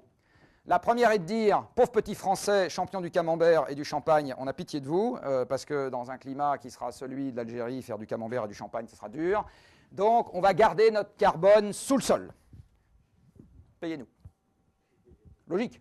Moi, si j'étais à leur place, c'est ce que je ferais. Payez-nous. Deuxième option, ces braves gens ont des électeurs. Vous allez voir que tous ces braves gens ont des électeurs, sauf la Chine, mais tous les autres ont des électeurs. Donc, ils disent, ça fait pas beaucoup la Chine sur la population mondiale globale. Ça fait beaucoup en valeur absolue, mais ça fait beaucoup d'électeurs quand même. Donc, tous ces braves gens ont des électeurs, et les électeurs disent, je veux du carburant pour mettre dans ma bagnole, parce que sinon, c'est dégueulasse, le monde est injuste. Et à ce moment, ces gens-là construisent à vitesse accélérée des usines de liquéfaction du charbon. Marche très bien. Les nazis ont fait avancer les chars et les avions avec ça. Marche très bien. Les Sud-Africains ont fait avancer leurs bagnoles avec ça. Marche très bien. Donc, ils liquéfient du charbon, juste assez pour servir leur marché domestique, parce que quand même, ces bestioles coûtent quelques milliards de dollars pièce, et qu'on sera en contexte récessif. Donc, juste pour servir. Et puis les autres, allez vous faire voir. Donc, à ce moment, les braves petits Français et les braves petits Européens se retrouvent dans un monde dans lequel on a droit au changement climatique engendré par les émissions des autres, et pas les combustibles fossiles disponibles chez les autres. Voilà, je ne vous fais pas de dessin, je pense que les promesses électorales, dans ce genre de cas de figure, vous pouvez assez largement les oublier. Et le troisième cas de figure est évidemment qu'il liquéfie à tout va pour servir aussi les marchés à l'export, et à ce moment, vous vous retrouvez dans ce contexte-là, où de toute façon, vous êtes dans une impasse à l'échelle d'une génération, et en plus, vous vous prenez une addition climatique sur la figure, qui aura toutes les chances d'être pas très sympathique pour ceux qui auront à la gérer. Alors ce petit tableau permet de faire la transition. Ce petit tableau dit qu'en fonction du moment où on passera le maximum de la consommation d'énergie fossile, donc le maximum des émissions de CO2, modulo la capture et séquestration dont on parlera peut-être tout à l'heure, eh bien le delta de température planétaire que vous aurez à l'arrivée, et toutes ces estimations, comme vous le savez très bien, sont conservatrices parce que l'essentiel des mécanismes de rétroaction amplificateurs sont pour le moment très mal évalués dans les outils de modélisation qui sont disponibles, et malheureusement il y en a plus d'amplificateurs que d'amortisseurs.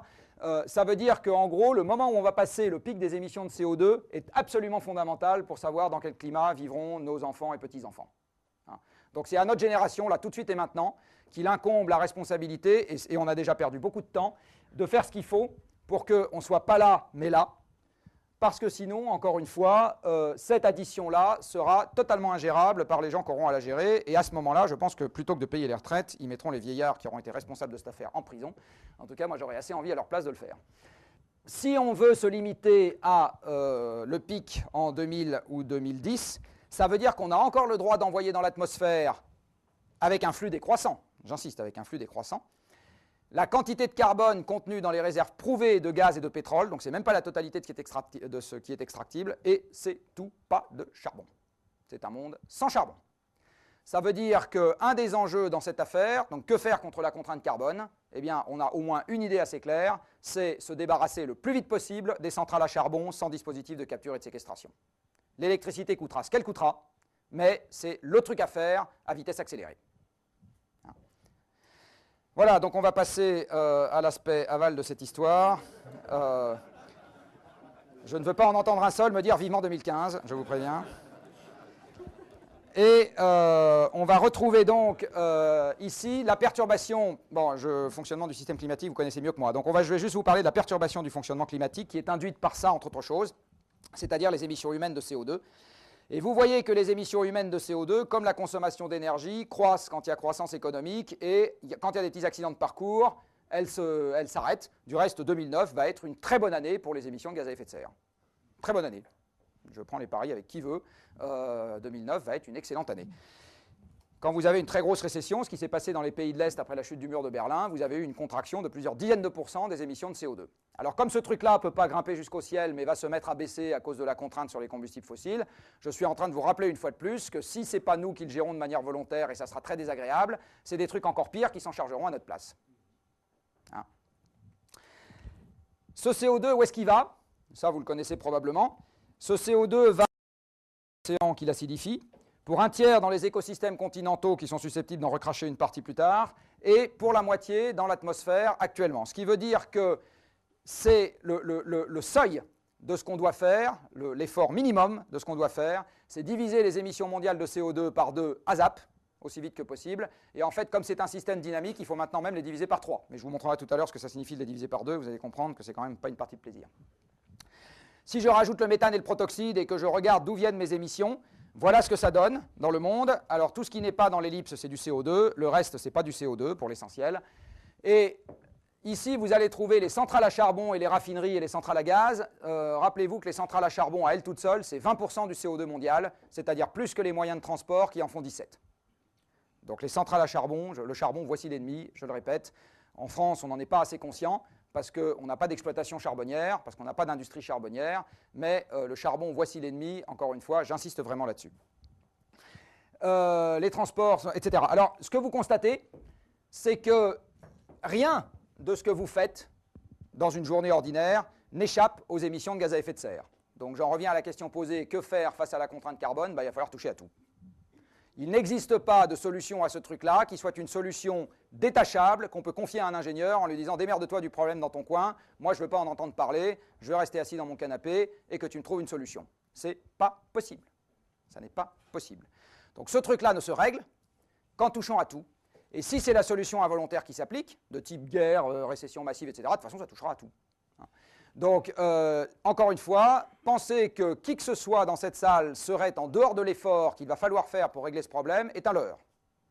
Moi compris, hein, c'est un leurre. Ce n'est pas comme ça que les choses doivent se passer.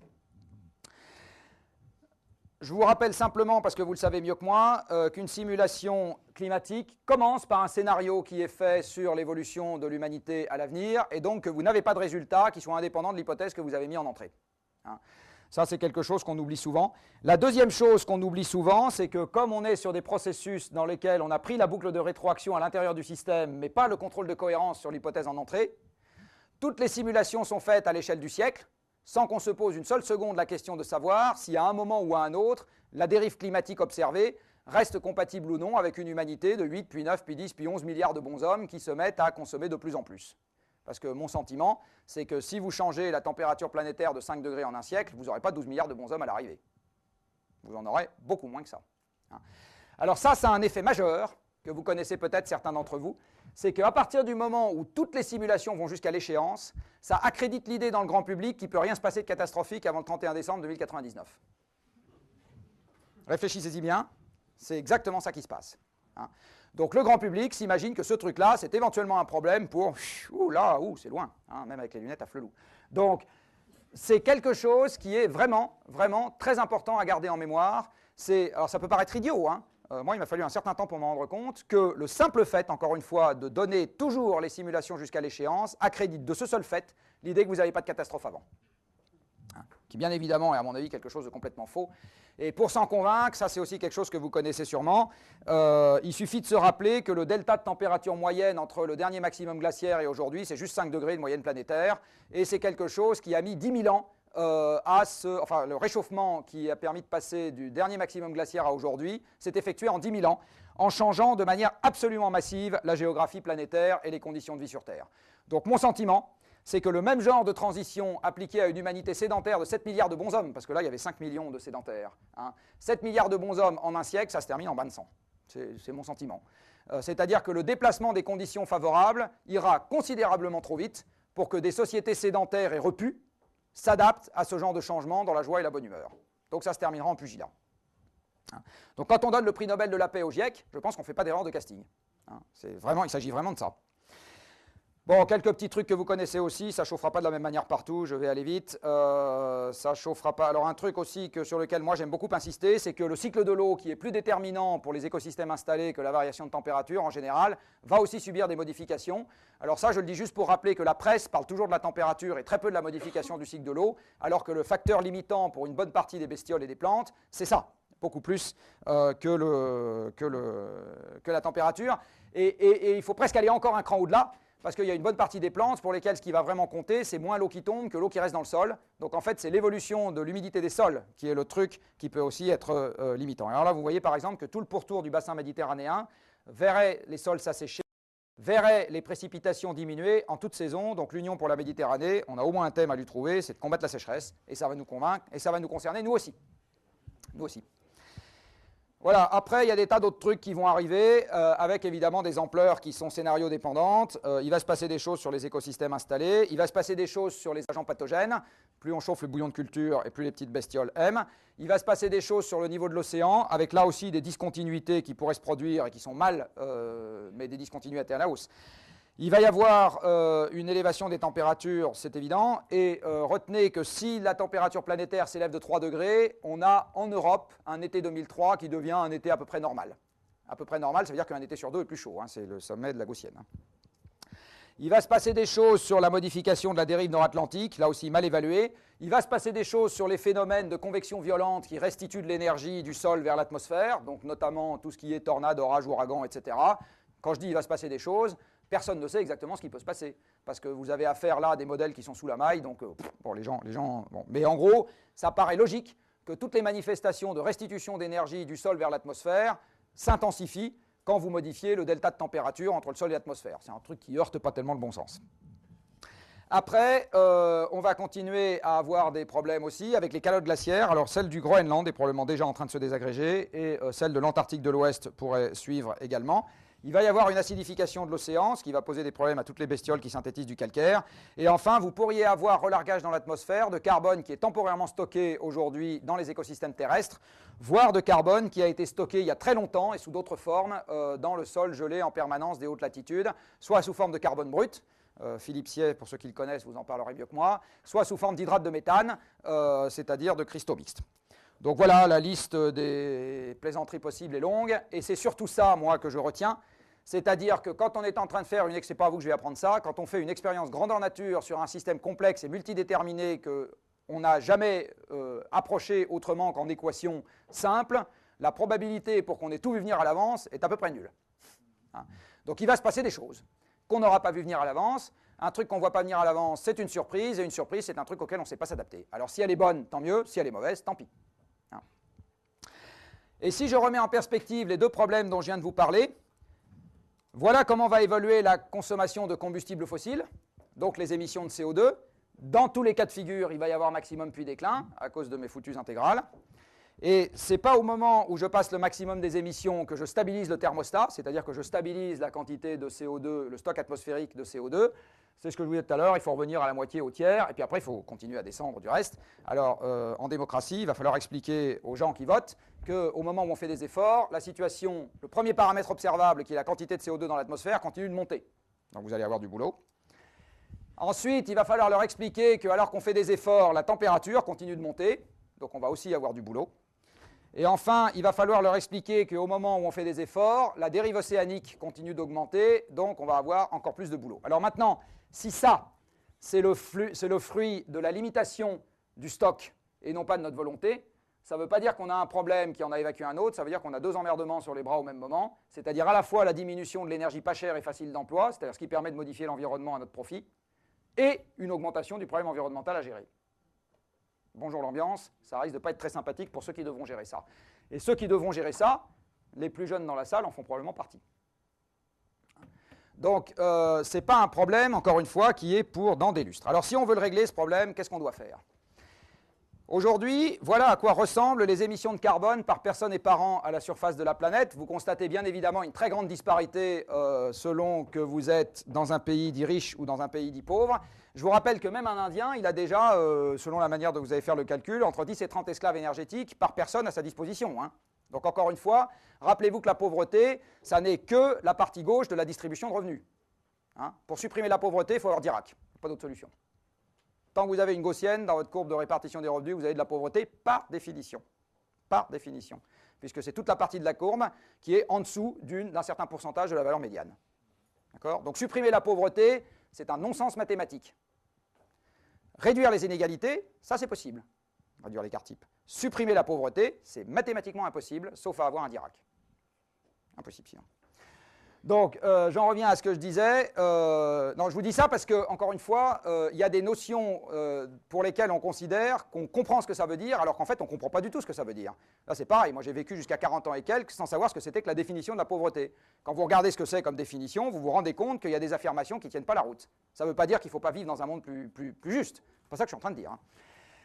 Alors, je reviens à ce que je disais. Donc ici, vous avez votre répartition des émissions de carbone. Et le trait horizontal rouge, c'est l'allocation à laquelle nous avons droit, chacun d'entre nous, dans un monde qui n'aurait pas vu sa population croître et dans lequel on aurait divisé les émissions mondiales de CO2 par 2. Et si on fait une division par 3 et qu'on fait croître la population, on est au trait bleu. Donc le monde du développement durable se balade quelque part entre les émissions actuelles d'un Indien et les émissions actuelles d'un Brésilien. C'est ça notre objectif. Il faut que, aussi vite que possible, les émissions moyennes d'un Français reviennent au niveau actuel des émissions d'un Indien ou d'un Brésilien. Ne pensez pas une seconde que ces gens-là vont pouvoir monter jusqu'au niveau des émissions moyennes qu'on a ici, la boîte implose avant. Ça n'arrivera pas. Ça n'arrivera pas. Je peux le répéter une troisième fois. Ça n'arrivera pas. En France, ça veut dire qu'il faut qu'on apprenne à se contenter de 60 esclaves énergétiques par personne. Alors pourquoi est-ce que je n'ai pas fait une division par 4 dans cette histoire, puisqu'il s'agit du facteur 4 là? Parce que j'ai 30 esclaves énergétiques qui viennent du nucléaire et de l'hydraulique, ceux-là je me les garde, ils ne font pas de CO2. Et les 120 qui restent, j'étais à 150 au début, les 120 qui restent, je les divise par 4, ça m'en fait 30. Donc j'avais 30 sans CO2, plus 30 avec CO2, ça m'en fait 60. Hein. Si je veux à l'occasion me débarrasser aussi du nucléaire, j'en ai plus que 30. Question de choix. Alors, ce quota, et là vous allez voir que même vous êtes over quota, avec quoi est-ce qu'il est atteint? Il est atteint dès que vous montez dans un avion, je crois savoir que les chercheurs montent de temps en temps dans un avion. Dès que vous avez utilisé quelques milliers de kilowattheures pour faire une expérience, par exemple, parce que pour avoir fait le bilan carbone du CEA à Saclay, je sais que certaines expériences consomment des quantités d'électricité non négligeables. Dès que vous avez acheté un microscope électronique, alors là, ça, même pas la peine d'en parler, vous avez complètement explosé votre quota, mais quand vous avez acheté un ordinateur et demi, vous avez aussi explosé votre quota. Hein. Pour faire ça, vous émettez à peu près 300 kg de carbone. C'est toute l'électricité faite au combustible fossile dans les pays dans lesquels vous fabriquez les semi-conducteurs. C'est toute l'énergie consommée pour faire la chimie de spécialité et la chimie de base, enfin dans l'autre sens plutôt, qui vont permettre de faire les composants de l'ordinateur. C'est toute l'énergie qu'on a dépensée pour fabriquer les usines, transporter les pièces, etc., etc. Donc ça, c'est 300 kg de combustible fossile. Donc la civilisation Internet dématérialisée, je refais référence à Zazie, et vous savez ce qu'elle disait. C'est pas vrai. C'est absolument pas vrai. Vous construisez 4 mètres carrés de logement, vous avez épuisé votre quota. Vous chauffez un bout de maison pendant un mois, vous avez épuisé votre quota. Et vous venez travailler ici toute l'année en voiture, vous avez épuisé votre quota. Quand je dis vous avez épuisé votre quota, ça veut dire qu'une fois que vous avez fait ça, vous n'avez plus droit à rien de tout ça. Donc vous devez trouver quelqu'un qui n'a même pas fait ça et lui acheter le bout de quota qui lui reste pour avoir le droit de vous chauffer ou d'acheter un peu d'électricité ou d'acheter une chaise, ou etc. Hein. Les jeunes dans cette salle vont se dire « ce mec-là est insupportable parce que ça, c'est le monde dans lequel je vis et il n'est pas question de me le supprimer ». Alors, moi, je ne suis pas quelqu'un qui est un coupeur de tête par vocation. Par contre, je constate simplement que tous ces trucs-là sont extrêmement récents. C'est-à-dire qu'il y a 50 ans, il n'y avait pas une chambre à coucher par enfant, il n'y avait pas l'avion démocratique, il n'y avait pas la voiture démocratique, il n'y avait pas les supermarchés démocratiques et il n'y avait pas le chauffage central dans toutes les maisons. Et il n'y avait pas l'électricité dans toutes les maisons non plus. Respectable Jean Jouzel, que vous connaissez tous sûrement dans cette salle, est né dans une ferme à Janzé, il a 60 ans, hein, il est né dans une ferme à Janzé en Bretagne, il n'y avait pas le chauffage central, il n'y avait pas l'électricité, il n'y avait évidemment pas de voiture, etc. D'accord. Et il a 60 ans. Hein. Donc, tous ces trucs-là qu'on considère aujourd'hui comme acquis pour l'éternité sont extrêmement récents et extrêmement fragiles dans le contexte énergétique dans lequel nous vivons. Et il est assez vraisemblable que ça ne va pas tenir à l'avenir, même si on fait des efforts considérables sur le reste des énergies, et on y vient. C'est avec ça 3 petites additions que je vais conclure, ou 3 petites multiplications. On va utiliser, c'est la règle de 3 qui tue pour moi. On dit que les émissions, je les rends égales aux émissions de CO2, sur quoi on devrait être d'accord. Et après, je les divise et je les multiplie par la consommation énergétique mondiale, le PIB mondial et la population mondiale.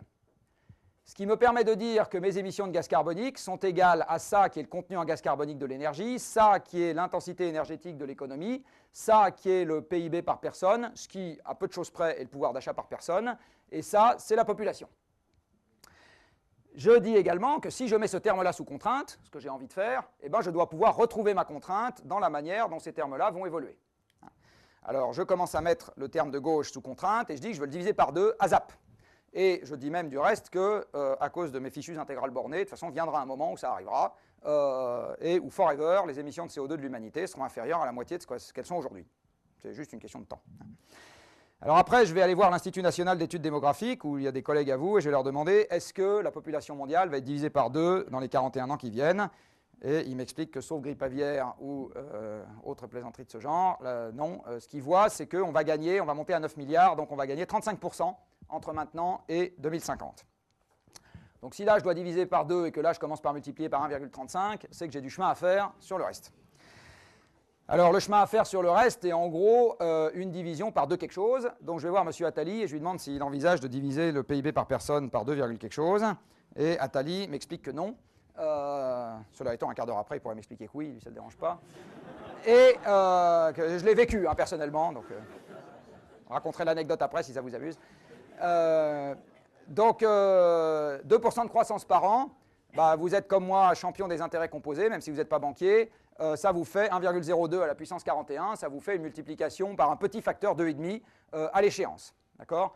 Donc là, j'ai multiplié par 1,3 et là par 2,5, ce qui veut dire que si je dois ici diviser par 2, ben, tout l'effort est apporté sur ce que j'appelle ici Magic Technique. Magic Technique, c'est pas trop les gens comme vous, c'est plutôt les gens qui viennent après, c'est-à-dire les ingénieurs. Donc vous avez 2 catégories dans Magic Technique. Vous avez les ingénieurs qui vous savent faire des cafetières, essentielles comme vous avez compris, plus efficaces. Donc j'achète la même cafetière qui a été fabriquée avec moins d'énergie et qui va consommer moins d'énergie. Alors en fait avec Nespresso c'est faux, je vous le dis tout de suite, c'est l'inverse. Mais partout, tous les usages consomment de plus en plus d'énergie dans un monde dans lequel le prix réel de l'énergie baisse, partout.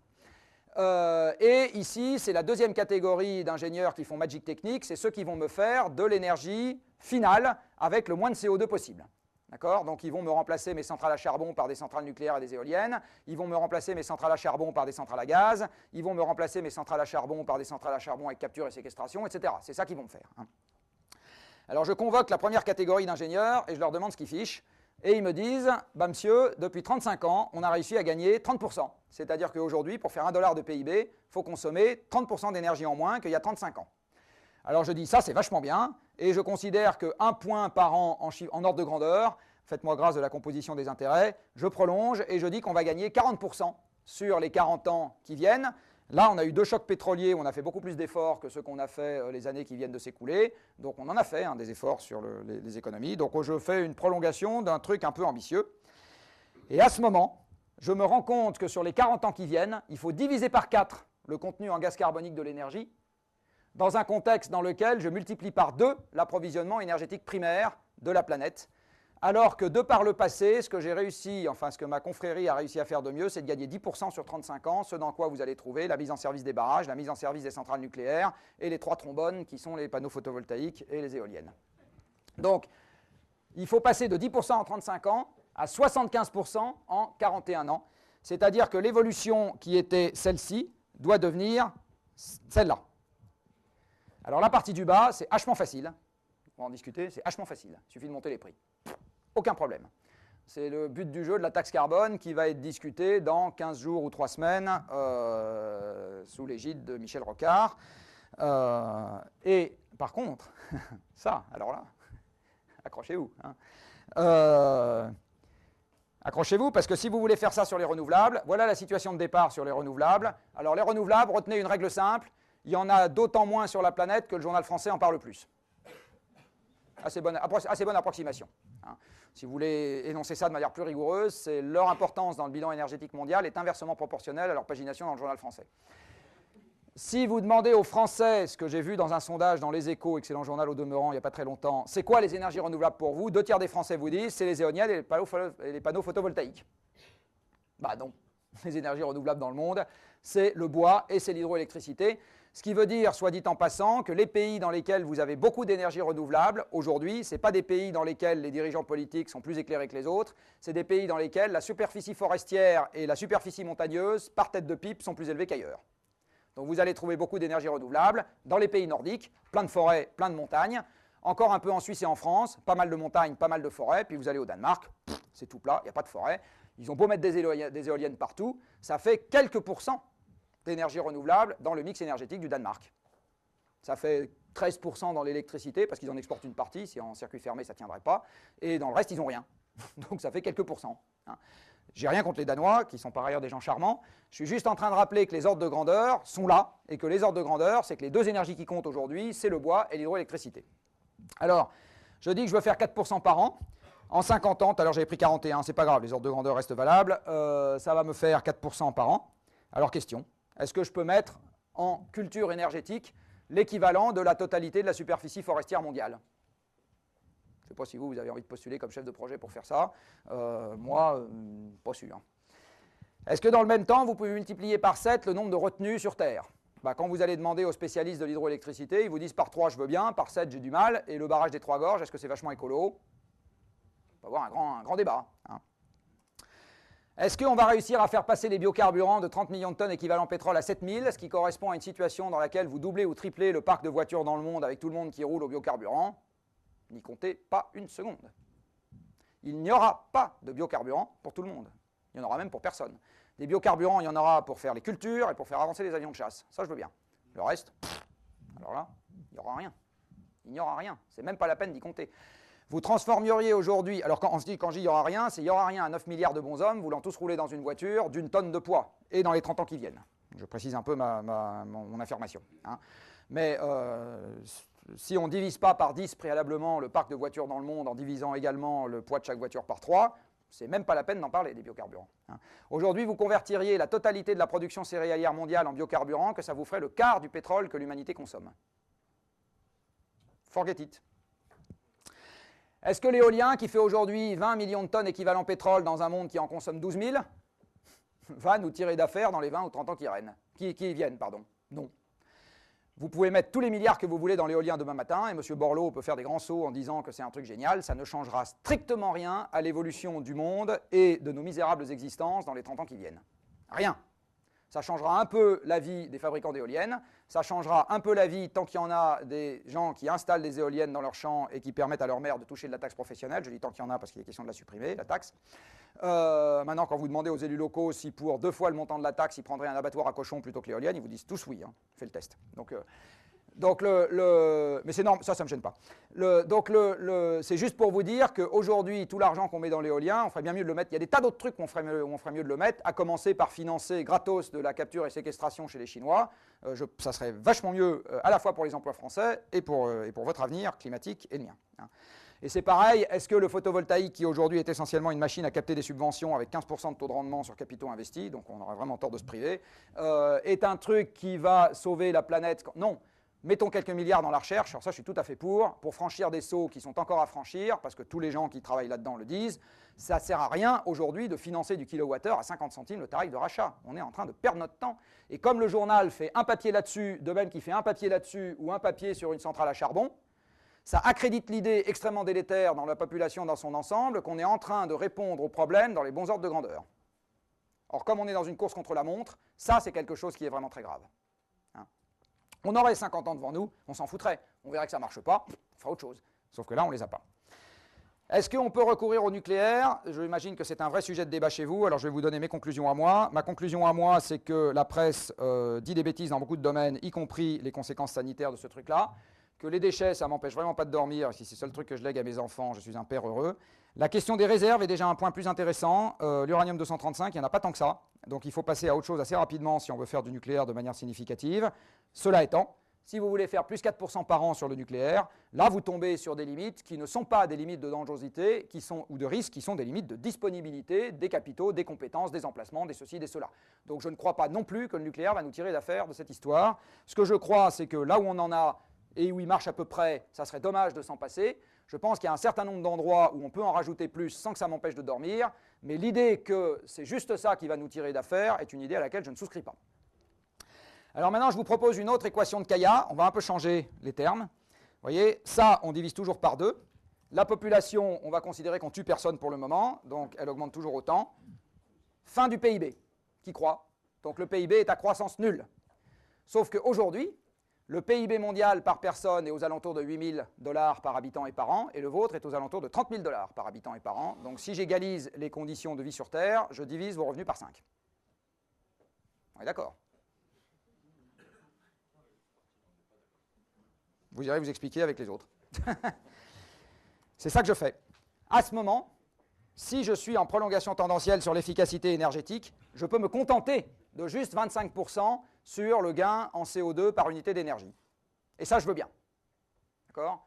Ça, physiquement, pour moi, c'est un truc qui peut, à la rigueur, tenir la route. Mais vous voyez que ça veut dire que ce terme-là, dans les pays industrialisés actuels, il va faire quelque chose qui est à 180 degrés de ce que les lecteurs réclament aujourd'hui. Alors, comme je pense que de toute façon, c'est ça qui va se passer, pour partie, je fais partie des gens qui considèrent qu'il est urgent d'abandonner cet indicateur qui, comme je vous l'ai dit au début de mon exposé, ne représente plus rien. Et quand vous vous dotez d'un indicateur de progrès, ce n'est pas pour le voir descendre. Il y a un truc qui humainement ne se gère pas, c'est d'avoir un indicateur de progrès qui descend. Si l'indicateur de progrès pour vous, c'est le nombre de papiers publiés, que vous en aviez 50 l'année dernière, et puis que l'année prochaine, vous en aurez plus que 45 parce qu'on vous en a retiré 5, vous n'avez pas considéré que c'est significatif, enfin que c'est représentatif d'une évolution qui vous plaît. Donc, si vous vous dotez d'un indicateur du progrès, vous avez envie qu'il croisse.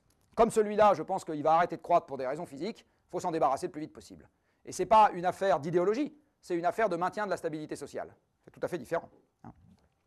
Parce que si on n'arrive pas à régler le problème de nous-mêmes, il y a des tas de solutions qui peuvent s'appliquer. Vous voyez, si on n'arrive pas, si on a vraiment la contrainte là et qu'on n'arrive pas à l'avoir là ou là, eh bien, vous avez des tas de trucs qui se chargeront très bien de réguler l'affaire sur le PIB par personne ou sur la taille de la population. Voilà, vous savez, on a énormément de solutions à notre disposition pour ce genre de choses. Donc, la solution existera. C'est juste que, ou elle nous plaira, ou elle ne nous plaira pas, ou plus exactement, ou ça sera un peu d'effort, ou ça en sera de manière considérable. Et avant d'ouvrir les questions, quelques éléments juste sur le rôle des médias dans cette démocratie dans laquelle nous vivons, parce que l'essentiel des émetteurs et des consommateurs d'énergie aujourd'hui vivent dans des démocraties. Là, tout ce que je suis en train de vous cercler, c'est des démocraties dans le monde. Ça, c'est essentiellement des démocraties. Bon, vous avez la Birmanie, enfin Myanmar, qui n'en est pas tellement une. Ici, vous en avez une qui n'est pas... Mais l'essentiel des émissions mondiales se passe en démocratie. Et en démocratie, vous avez quelques règles du jeu qu'il est important de garder à l'esprit. La première, c'est que les gens votent, quel que soit leur niveau de connaissance préalable. C'est normal, ça fait partie des règles du jeu. Or, quand vous regardez comment les gens s'informent, vous vous rendez compte que le genre d'exercice auquel on est en train de se livrer en ce moment concerne une fraction minoritaire de l'électorat.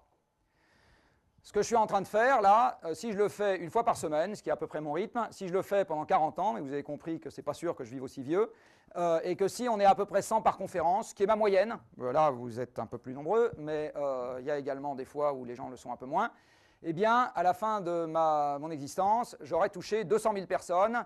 Pour la France, il y a à peu près 30 millions d'électeurs. 200 000 personnes. 0,5%, même pas 0,3% de la population. Ridicule. Après, je peux faire un bouquin. On vous a dit que je m'étais essayé à l'exercice un certain nombre de fois. Et là aussi, je peux vous dire, alors c'est peut-être quelques dizaines de milliers de lecteurs que je vais avoir. Les derniers ont été vendus à 10-15 000 exemplaires. Et s'ils ont chacun 2 ou 3 lecteurs, mais il y en a aussi des gens, je suis sûr qu'il y a des gens qui l'achètent et qui s'en servent pour caler d'autres livres. À ce moment, mais c'est très bien, ça fait du stock de carbone sur l'étagère. À ce moment, ça vous fait, vous voyez, vous êtes 1 à 2 ordres de grandeur en dessous du public qu'on peut toucher en faisant ce genre d'exercice. Et en plus, évidemment, vous avez un recouvrement très fort entre les deux. Après, on peut faire un site internet, j'en ai fait un aussi, on peut avoir quelques milliers de visiteurs par jour, vous pouvez faire le calcul sur l'année, sauf que ça recouvre les 2 publics précédents et qu'en plus là-dedans, c'est toujours les mêmes qui reviennent 1 fois, 2 fois, 3 fois, 25 fois dans l'année. Donc là, on n'arrive pas à décoller de la centaine de milliers de personnes concernées. Si vous voulez décoller de la centaine de milliers de personnes concernées, il faut aller taper là-dedans. Donc en gros, vous êtes obligé de faire confiance à un relais qui s'appelle les journalistes et qui vont permettre à cette information qui est là, et que vous détenez vous, par exemple, sur la question du fonctionnement de la machine climatique, à cette population qui vote et qui se trouve là. Et encore, toute la population qui vote ne se trouve pas là, puisqu'il y a une partie des gens dans ce pays qui ne lisent jamais le moindre journal. Et quand ils vont sur Internet, c'est pour regarder YouTube. Donc vous avez une partie des gens qui votent, et tout ce qu'ils ont comme information, c'est ce que leur a raconté le voisin de la voisine du copain de machine qui, lui, a lu quelque chose. C'est tout. Et si vous avez joué au téléphone arabe dans votre jeunesse, vous vous rappelez ce que ça donne comme résultat. Alors le journal, c'est quoi? Le journal, c'est la quadrature du cercle, puisque vous avez ici, en gros, le dilemme dans lequel ils sont en permanence, même quand ils sont de bonne volonté et même quand vous avez affaire à des gens compétents. Voilà, ils sont tout le temps là-dedans. Alors, pas de chance.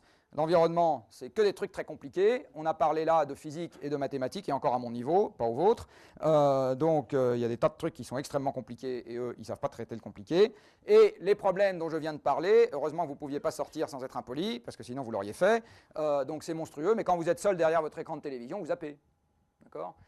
Sauf que les médias ne doivent pas faire fuir ceux qui leur amènent leur pognon. D'accord ? Parce que l'audience d'un média, c'est son pognon. c'est même son pognon quand il s'agit d'une chaîne publique, parce que son audience conditionne l'idée que le législateur se fait du nombre de bonhommes qui doivent travailler dedans, donc le budget. Donc vous êtes tenu par ce genre de choses. Alors pour vous montrer à quel point c'est de la quadrature du cercle, j'ai pris l'exemple du climat, mais l'énergie ça serait pareil. Allez, je prends le nombre de pages que j'ai vu citer dans le dernier rapport du GIEC. Donc je dis j'ai une matière première qui fait au moins 200 000, j'ai vérifié qu'il n'y avait pas trop de recoupement.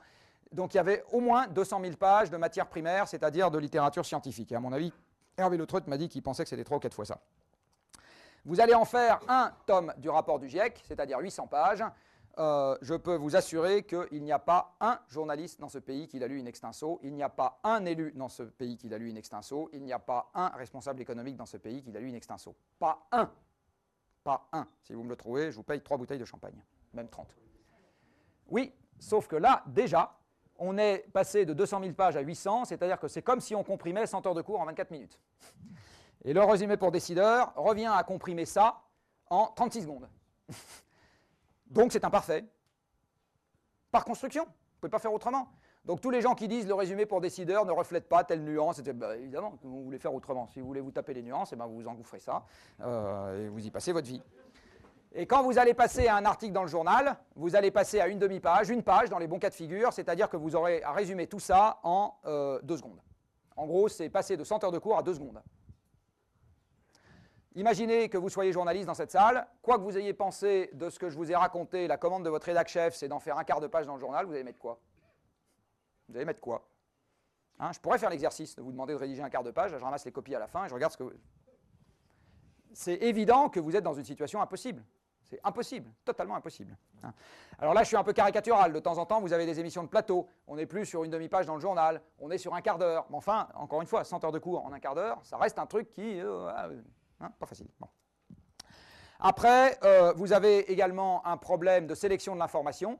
Alors là aussi, je vais me livrer à un petit quiz. Qui a déjà lu dans le journal un article disant du mal des juges? Juste 3?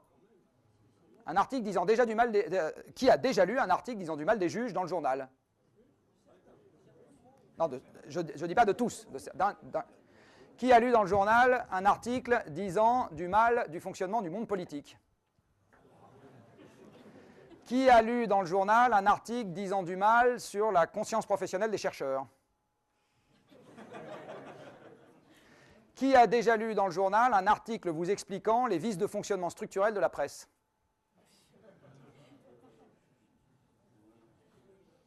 Cinq, et je suis sûr que c'était ni dans Libération, ni dans Le Monde, ni aux 20h de TF1. Bon, donc, en gros, pour l'essentiel des gens qui s'informent, vous ne savez pas comment l'information arrive à vous. Vous ne le savez pas. Hein. Vous ne savez absolument pas pourquoi le rédac-chef a décidé de couvrir ceci plutôt que cela. Alors moi je le sais, c'est parce que les communiqués de presse qui sont arrivés ce matin parlaient d'un nombre restreint de sujets et qu'il a pioché dedans et pas dans le reste. Quand vous rentrez, pour ceux d'entre vous qui ont déjà eu affaire dans une rédaction de radio, le premier truc que vous trouvez à gauche en entrant sur le bureau, c'est une pile épaisse comme ça des quotidiens du jour, etc., etc. Donc en gros, c'est un truc qui tourne en circuit fermé et la sélection des informations n'est en rien liée à l'importance réelle des phénomènes dans le monde.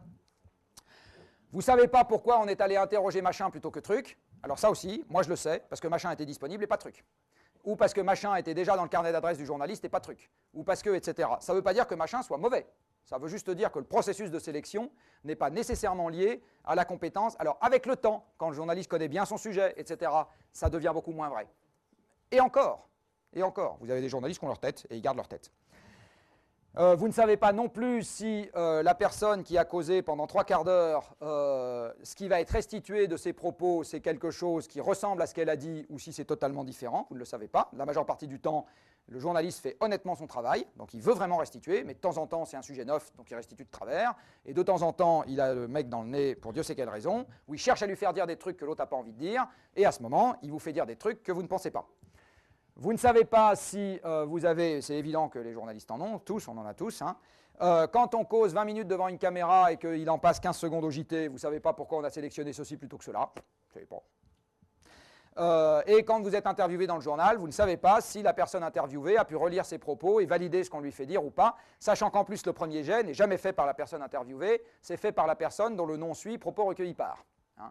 Et cette personne envoie un draft et vous avez très exactement 1h30 pour le relire et le corriger quand c'est un quotidien. Donc c'est évident que vous ne rédigez pas tout, même si c'est un style qui ne vous ressemble pas. Et c'est évident que vous repêchez que les plus grosses conneries. Et en plus, comme on vous explique qu'il ne faut pas reprendre un caractère de plus, parce que sinon c'est de nouveau le même processus à l'arrivée. Donc voilà, donc, ce que je suis en train de vous dire, c'est que l'information qui parvient au grand public parvient au terme d'un processus qui, allez, on va dire dans bon nombre des cas, fonctionne à peu près correctement, sauf que le grand public ne sait pas faire la distinction entre ce qui a bien fonctionné et ce qui a mal fonctionné. En gros, lui, il ne sait pas quand est-ce que le processus a bien marché et quand est-ce qu'il a mal marché. Et enfin, je vous disais tout à l'heure, le fait de ne pas faire fuir le public est un truc important, parce que le public conditionne les recettes publicitaires pour ceux qui en ont, et les ventes au numéro pour ceux qui en ont. Donc le dernier truc dont vous avez envie dans un canard, c'est de faire fuir vos lecteurs. Et ça vous explique un certain nombre d'autres choses, dont par exemple le fait que Allègre continue à avoir des micros qui sont tendus vers lui, parce que la polémique est un truc qui fait vendre. Discutez avec n'importe quel rédac chef, il vous le dira. Donc ce qui fait l'audience médiatique d'Allègre n'est pas la question du fond, c'est la question de la forme. S'il n'y avait pas Allègre, il y aurait quelqu'un d'autre pour occuper sa place. Pas à cause d'Allègre, à cause de la manière dont le système fonctionne. Voilà, j'ai, comme d'habitude, menti dans les grandes largeurs, j'ai largement dépassé mon temps, mais vous aurez compris que le débat qui est posé à travers la contrainte carbone est de savoir si, avec l'évolution qu'on a suivie maintenant, on va faire ça, ce que les femmes dans la salle diront que les hommes font tous les jours à partir de 19h, ou si on va faire ça, c'est-à-dire rester là où on est arrivé, parce que le génie humain arrivera à préserver un niveau de confort matériel qui ressemble beaucoup à celui que nous avons aujourd'hui. Et vous comprenez donc que quand on parle de la contrainte carbone, on n'est pas en train de parler d'un truc anecdotique, en tout cas c'était mon ambition, c'était juste de vous faire comprendre qu'on n'est pas en train de parler d'un truc anecdotique, qu'on peut déléguer à quelqu'un dans un coin en lui disant de s'en occuper pendant que les autres ne s'en occupent pas, c'est pas vrai, c'est un truc qui nous concernera tous et qui va même piloter de manière extrêmement structurante les quelques dizaines d'années qui vont commencer à partir de maintenant, comme ça a piloté de manière extrêmement structurante ce qui s'est passé sur le dernier siècle et demi. Voilà, je suis désolé de vous avoir retenu pour l'heure du repas et je vous remercie.